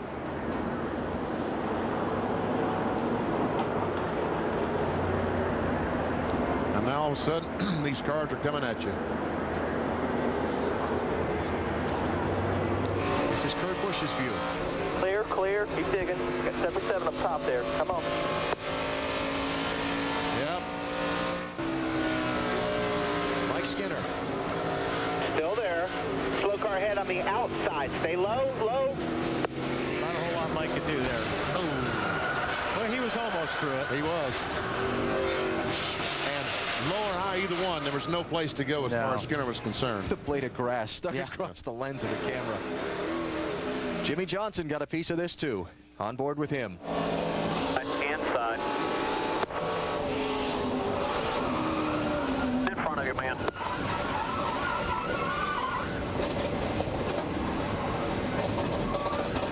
He might have spun out of harm's way. Jimmy, you okay, bud? This is Kevin Harvick's crew reacting to him coming by with the lead for the first time since lap 17. And this is a hard place for the spotters. Very difficult. We talked about it. Dave talked about it earlier about adding spotters. Very tough place for spotters to help the drivers here. So the 7 drivers involved in the accident that's put us under caution in the late going of the Brickyard 400. 5th caution flag of the race.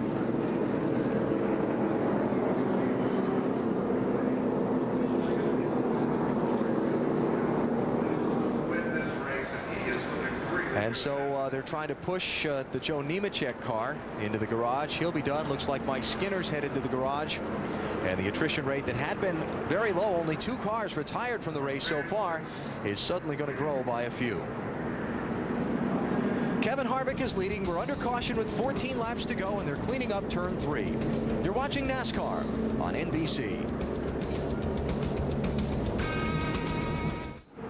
At the Indianapolis Motor Speedway, the 10th running of the Brickyard 400 live on NBC. The final laps of this one have been dramatic so far, and we're not done yet.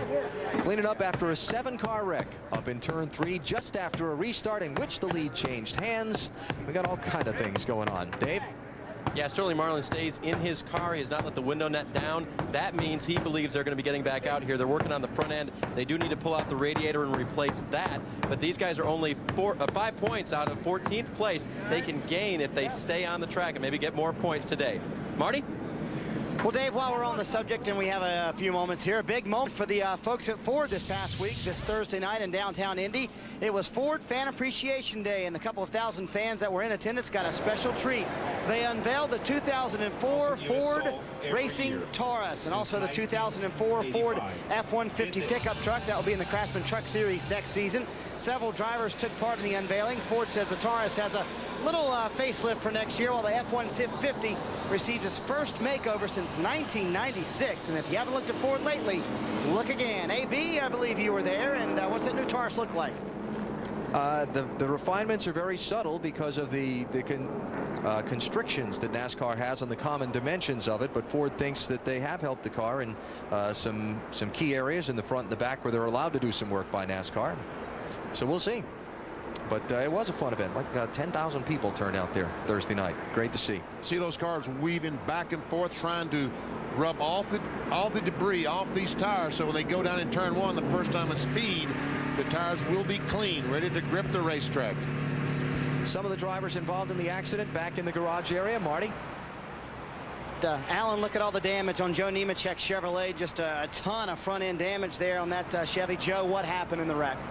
I wish I knew. It was something way up in front of me. All of a sudden, everybody just started spinning, and I barely tipped the back of Jimmy Johnson, and he spun, and I hope he's okay. But then as you're on the brakes, and all of a sudden, everybody slid right up in front of me from the bottom. Something happened about 10 rows in front of me. Just unfortunate, you know, for UAW and Delphi. We had a great run going, good qualifying run, and we're going to have us a top 15 finish, probably a top 10 finish. But someone didn't use their head there at the end. And the worst part, he had just gotten his car into the 10th position, guys. Field's going to get the 1 to go signal at the start-finish line this time, which means we'll restart with 10 laps to go in the Brickyard 400. Kevin Harvick leads. Robbie Gordon is second. The Richard Childress Racing teammates who haven't always seen eye to eye. Remember when Gordon passed Harvick at the Sonoma Road Course race coming to a caution flag? They exchanged some words over that. Robbie told us earlier in the weekend that he and his teammate spur each other on, hopefully to greater heights.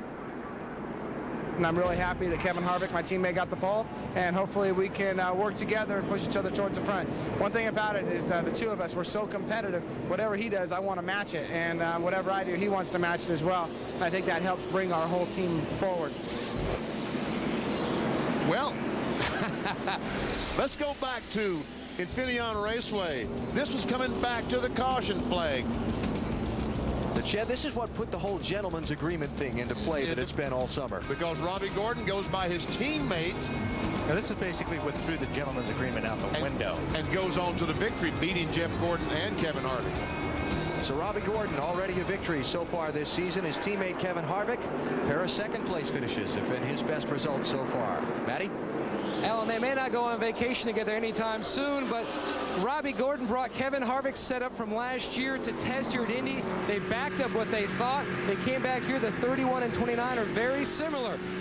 Also, he said on the radio, tell Kevin to race me clean, and I will race him clean. They pass it on to Kevin. He said 10-4. Okay, let's see, however. Yeah. Make believers out of us. Yeah, we couldn't find Richard Childress on pit road, so I ran down to the 30 pit. I thought he might be there. He wasn't there. I asked my beam where he's at. He goes, I don't know. I said, you do too? He said, no, I don't. But he asked on the radio, is Richard, where are you? TV wants to know. And Richard goes, tell him I'm hiding. And I don't blame him. All right, we're coming to the restart. Remember on the last restart, Jamie McMurray was the leader, and the field steamed off into turn one with a bunch of lap traffic around them, and Kevin Harvick came out with the lead before they got through the corners. That's right. McMurray, the leader, was back about the 4th or 5th row. There's Harvick on the inside. As McMurray tries to go by Jeff Green, Harvick goes under him, takes the lead. McMurray in the 42 and Harvick in the 29. So, and I think the 77 car realized he had a flat tire then going in turn one, and in turn 3 we had all the big crash. So the car to the inside of leader Kevin Harvick will be Bobby Labonte. He's the first car 1 lap down in 22nd position. There are 21 cars on the lead lap. There will be 10 laps to go in the Brickyard 400. Remember that Kevin Harvick on his last pit stop did not stop rather on that last caution flag. That's how he got his track position. Yep, he's got to clear that car of Bobby Labonte. He needs to get away from these guys as quick as possible, but so does Robbie Gordon, Jamie McMurray. And he cleared him. And Tony Stewart still mired back in 10th position. All right, 42, McMurray has had a fast race car all day. Can he pass these two Chevrolets in front of him? And Matt Kenseth, he's also been quick. He's right there in 4th spot. And it was important they clear those cars down on the bottom. So now they can just go after each other, not have to race those cars a lap down. While we watch this, Dave Burns is with one of the other drivers involved in that last accident. Alan, that's Ricky Rudd. Ricky, tell us what you saw and how you tried to avoid it. We had a lot of smoke. Wasn't a whole lot of avoiding it. I'm not sure who turned the 5 around, but he got sideways. Couldn't tell if something happened in front of him or what, but he turned sideways and came up the racetrack, and I was committed on the outside line already. It was just restart, you know, you all jammed in there, and if something happened, that's the worst time it can happen. And unfortunately, took the new rent-a-sitter ride here out of commission today. We weren't, obviously, we weren't in contention, but not a good way to end the day. All right, and Ricky also told me, guys, that he is just fine. Tony Stewart in the 20, trying to pass Steve Parks for 9th place. Whoa! Here comes Kurt Busch. He goes on the inside of Stewart and passes them both. 11th to 9th. Good move. It was a great move by Kurt Busch. What's that car smoking back there? Is that Jason Hero car? Troubles under the hood? Could be. I don't know, it could be. They're on their 3rd engine of the weekend in that 0 car. But we remain under the green flag.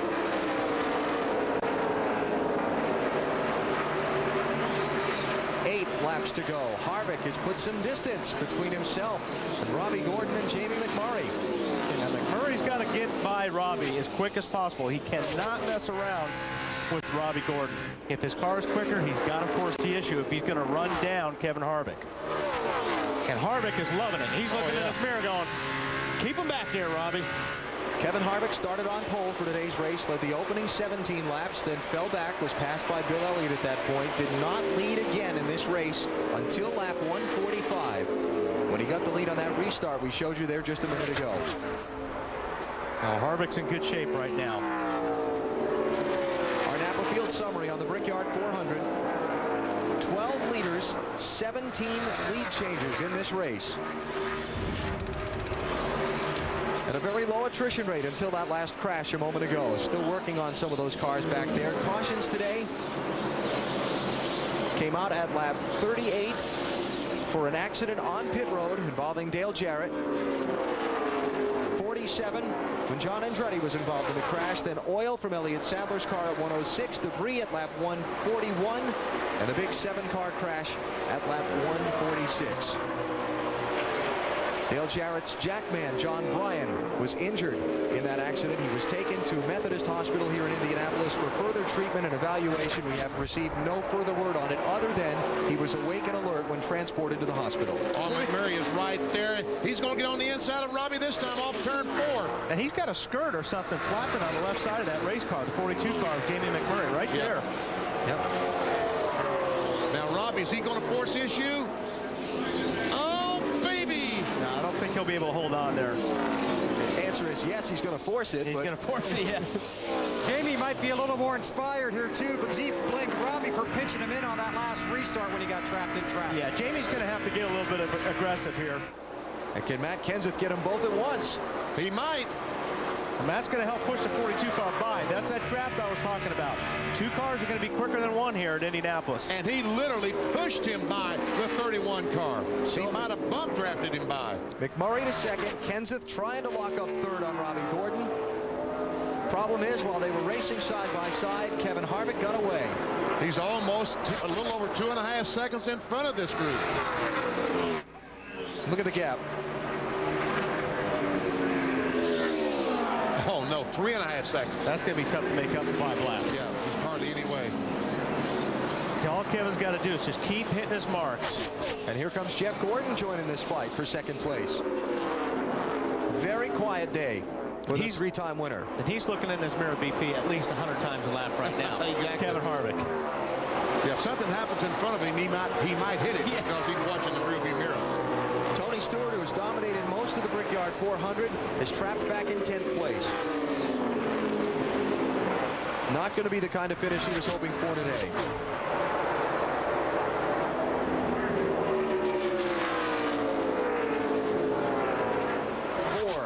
To go as they come down this long front straightaway surrounded by this massive crowd at Indianapolis.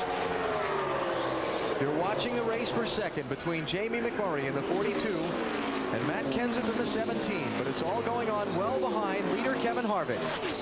And Matt is putting some pressure on Jamie McMurray right now. He is. That Kenseth this year in that 17 car has been like this almost every race. So competitive. And here he is on the inside of McMurray for second spot.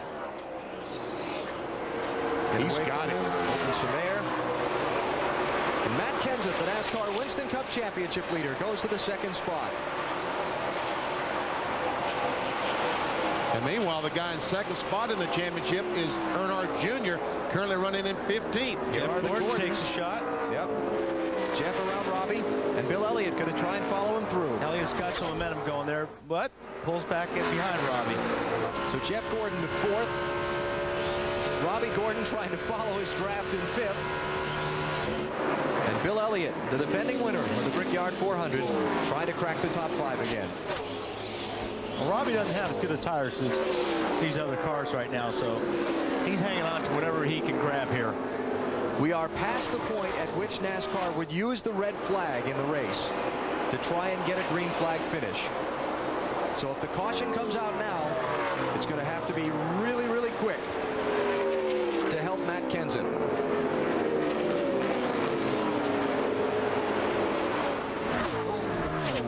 Squeeze. That is squeezing. And Kurt Busch. That's Kurt Busch, yeah.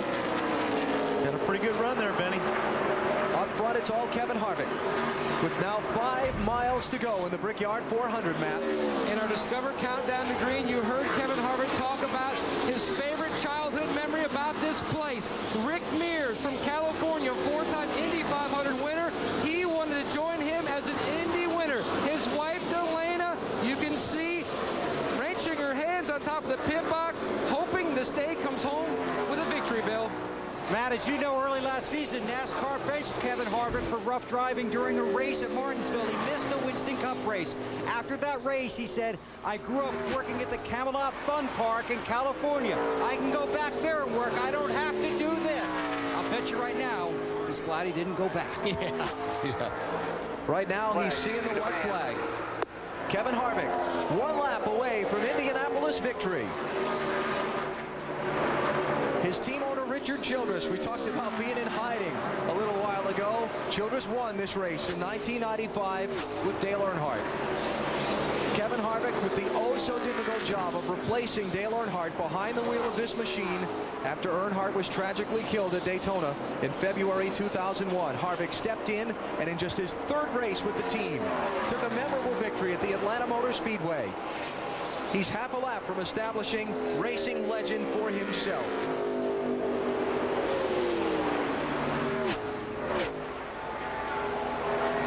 The final corner, and 300,000 fans are on their feet at the Indianapolis Motor Speedway. The checkered flag is in sight, and the California kid, Kevin Harvick, wins the 10th Brickyard 400.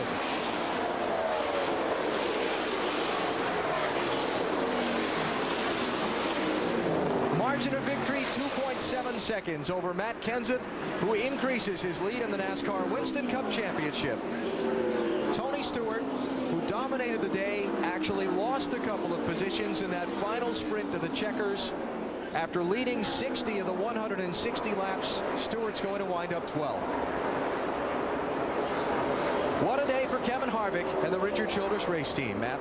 Todd Barrier, congratulations. What does this win mean? I tell you what, it means a lot. The whole company, you know, everybody there is dug deep to get this place turned around and get all these things going.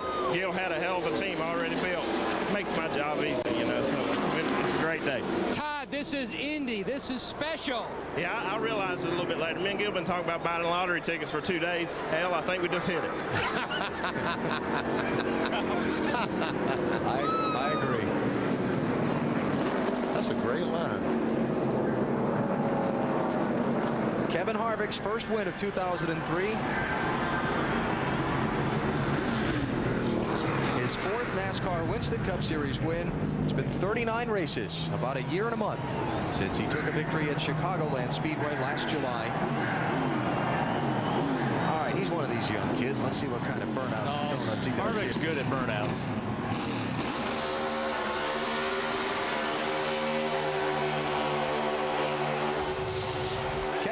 Today's winner in Chevy congratulates Kevin and the number 29 Monte Carlo. Kevin will tell you the only thing that comes close to Monte Carlo's reputation on the track is its reputation on the street. More champions depend on Chevy. We'll be there. Chevrolet's 5th win in the Brickyard 400 in 10 tries. That was his wife, Delana. Oh, and he closed the right rear. Blew the right rear tire, blew the quarter panel off of it. That's a burnout. That's a burnout. Oh, you gotta love it. Delana comes from a racing family. Her uncle Dickie and her dad John Limble both raced out of I think Kernersville, North Carolina. Yes, sir. You remember correct. What a day. Kevin Harvick led the first 17 laps of the race and didn't lead again until there were 15 laps to go. Can't do any more burnouts, Kevin. You don't have any rubber left. He might have to get some fog lights on that thing to find his way to the winner's circle, huh? Tore the fenders off it with that little tire problem on the burnout, but I think they'll be okay with hanging a new body on it. I think so. I think RC will be too upset about that. Yeah, they'll be okay. Listen to the crowd. You know, we've talked a lot about the tradition and the history here at Indianapolis, but one of the other things that makes this race so special are the fans. They are just so into it. This whole city just wraps its arm around the races at this track. And they talk about Charlotte being, you know, a racing city. Indianapolis is a racing city as well. Championship leader Matt Kenseth finished 2nd today. Dave? He sure did, guys, and trying at the end to catch up, but really didn't look like there was any way for you to get Harvick, was there? I was a little too far behind. All my guys did a great job. Smirnoff Ice, Triple Black guys did good. They had good pit stops. Robbie had a good strategy. We just when a 31 got by me on that restart, I knew I should have tried to block him a little more there, but it was it was a little crazy. I knew that it was going to be tough getting around at 31 and get to the 29, but it was a great job of my guys, great run, and you know, we came close. All right, and he remains the points leader. Guys, let's go to Matt. A great run by Jamie McMurray. Take us to those final few laps, Jamie. Well, on the last restart, it was just real slick up high, and I don't know if the 31, somebody got in and kind of jacked me up, and I just couldn't do anything. I was just stuck there, and Kevin and Robbie, and I think somebody else got by, but we had a good car, man. We broke the last 2 weeks, so I'm excited. Everybody was here from Haviland today, so hopefully put a good show on for them, and a good show on for I don't know how many people are here, but there's a lot, so really cool racetrack. This is the kind of run this team needed. Yeah, I mean, every team needs that, but it's a brand new race car, so really proud of everybody that at the fab shop, the body shop, engine guys. We've come a long ways since the beginning of the year, so just excited for everybody at Chip Ganassi Racing with Felix Sabatas. Jamie McMurray comes home third here at Indy, Dave. And Jeff Gordon now taking a drink, walking over to the wall to get a seat. Jeff, hard work out there today. The numbers will say it was a huge recovery for you guys. What was it like for you? It was a fight. Man, I tell you, I told the team before race started that we were going to fight until that checkered flag fell, and I mean, we were digging all day long. I'm so proud of the effort that was put out. It was a miserable weekend for us until we got that 4th place finish right there. That made for a great birthday for me. And I know we didn't get any points on Kitsit, but that was championship form as far as I'm concerned, this race team. Couldn't be more proud of them. If you couldn't get the win, Jeff, is this as close in terms of effort and satisfaction you can get? Oh, my goodness. From the type of weekend that we had, I mean, we struggled so much, and we were 40th fastest in practice yesterday. And they dropped the green. Those guys change everything on that car. I mean, when you have confidence in your team, and they have confidence in you, it makes a big, big difference. And they changed everything on that race car and came back with a basically brand new race car today, and it just drove to the front. It was awesome. And we still struggled. There was one time, I don't know what happened, but I got really loose, and we made some adjustments, some great calls. Couldn't be more proud of Robbie on that last call to stay out there and get 2 tires, or come in and get 2 tires. The 3-time winner comes home 4th today. Let's go meet a first-time winner. Bill? Well, Kevin Harvick didn't drive into victory lane. His team pushed him into victory lane. An outstanding day here at Indianapolis. And now he will be able to celebrate a win in the Brickyard 400. Kevin Harvick wins the 10th running of the Brickyard 400 at the Indianapolis Motor Speedway. Congratulations, you're a long way from the Camelot Fun Park today. How does this feel? Man, I can't believe this. Kiss for his wife. It's awesome. I mean, to win the Brickyard 400 is our first race. Come here, man. Where were you hiding? I was up on top watching. I was looking for you. Good job. I tell you what, to win the Brickyard 400 is our first race this year is awesome for the GM Goodwrench team.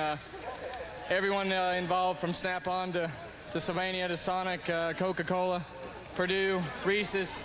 Who am I missing? Van Camps. How about yourself? What's it like for you? I mean, I don't even know if I can explain it. It's so awesome. I mean, I grew up, and I told Matt this morning, I got a picture hanging on my wall that says, "Good luck, hope to see you here someday," from Rick Mears. And damn if we aren't here in Victory Lane at the Brickyard. This is awesome. Just for this team and all these fans, all the people that stuck with us through thick and thin. It's a pretty awesome day for us. Kevin, these colors and this car owner have been to Victory Lane at Indianapolis before. I think it was 95, wasn't it? Yes, sir. You brought them back. Yeah, I tell you what, anything we can do that Dale Earnhardt did is an accomplishment. You know, this whole race team, and that's why we still got this 3 on the side, because this is what this is what made this whole organization and this race team what it is today. So I'm just glad to be a part of it, and I want to thank Richard and all the guys at the shop for tearing these things apart. We only raced this thing once this year, and it's had 3 bodies on it, so they've been working hard. How about that 31 being behind you there? Were you concerned about that at all, Kevin? I wasn't concerned. I mean, I knew Robbie saw the big picture along with us. I know I was mad at him after Sears Point, but I guess the tables are pretty even. I mean, he did all he could to hold those guys back there and give us a cushion, and this one's as much his as it is ours, and is as important to the company for his team as all the rest of the teams. You add your name to the list of legendary winners at Indianapolis. Congratulations. I can't wait to kiss the bricks, man. That's coming up. Kevin Harvick will kiss the bricks after he kisses his wife at Indianapolis. Marty? Well, Bill, the man who kissed the bricks last year, Bill Elliott, and talk about a day where you just didn't give up, Bill. You guys really fell back at one point. How did you get back to 5th?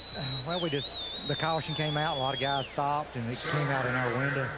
And then we were able to pick up track position from that, and, you know, lo and behold, finished 5th. I had a pretty decent car there at the end, but, man, you know, they started it with 11 laps to go, and you had the lap down cars you had to deal with. And why didn't they just run one more lap and just start it with 10 laps to go and let everybody have a chance of racing the cars in the lead lap? I mean, my God, we already run 149 laps, and then we restart the race at 150. But it's neither here nor there. I'm just glad the Dodge ran well, and we'll go on to Watkins Glen. Good point by Bill Elliott. They could have started single file there at the end, but he finishes 5th nonetheless. Alan?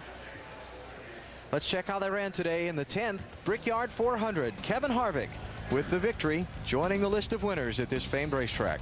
How about Jimmy Spencer with an 8th place finish? Yeah, we didn't talk about him much today, did we? Where did he come from? And it snuck in there at the end. Nice job by Spencer. He got 8th place from Mark Martin in the final lap.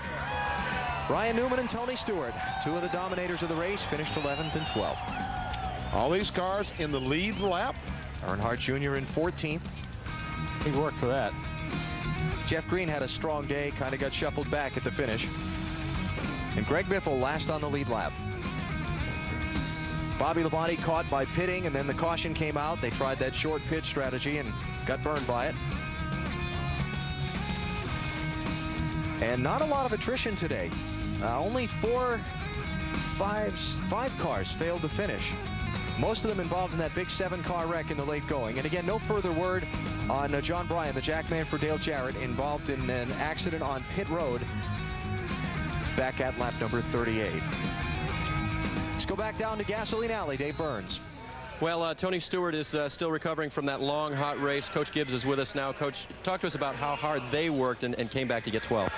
Well, I got to tell you, it was a heartbreak for us. I think we came here with a great race car, really two good race cars, and it got all caught up in gas mileage towards the end there and choice of when you're going to make stops and everything. And, you know, we kind of felt like we had to do the things we did, and it just didn't work out for us. Best way to describe it is just a complete heartbreak. I feel bad for Home Depot. Everybody fought their guts out today, and but it just didn't work out for us. And you know how much this means to Tony personally. I'd say if there's one racetrack that Tony really wants to win, I thought we had a great chance today, and I think he did too. And it just adds to really the best way to describe it. Everybody out there probably can understand something that you really want, and it's a big heartbreak. All right, that's Joe Gibbs, owner of the 20-car, guys. And now we check the NASCAR Winston Cup Championship standings after the Brickyard 400. Matt Kenseth naturally remains the leader. His 232-point advantage over Dale Jr. grows again. That thing's kind of like Pinocchio's nose. It keeps going. Keeps going and going. 286 points. Michael moves up a spot. Labonte loses one. Rusty Wallace moves back into the top 10.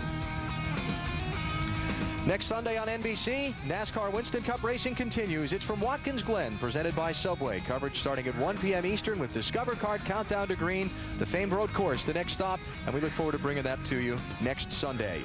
Tonight, NBC, beginning at 7, 6 Central, Dateline NBC, followed by American Dreams, Law and Order, Criminal Intent, and The Restaurant, NBC tonight. In Victory Lane, Kevin Harvick said, anything we can do that Dale Earnhardt did is an accomplishment. He's done it today. He's won the Brickyard 400 of 2003. For our entire NBC Sports NASCAR crew, Alan Bestwick saying so long from the Brickyard 400. It's been a pleasure to be back in Indiana.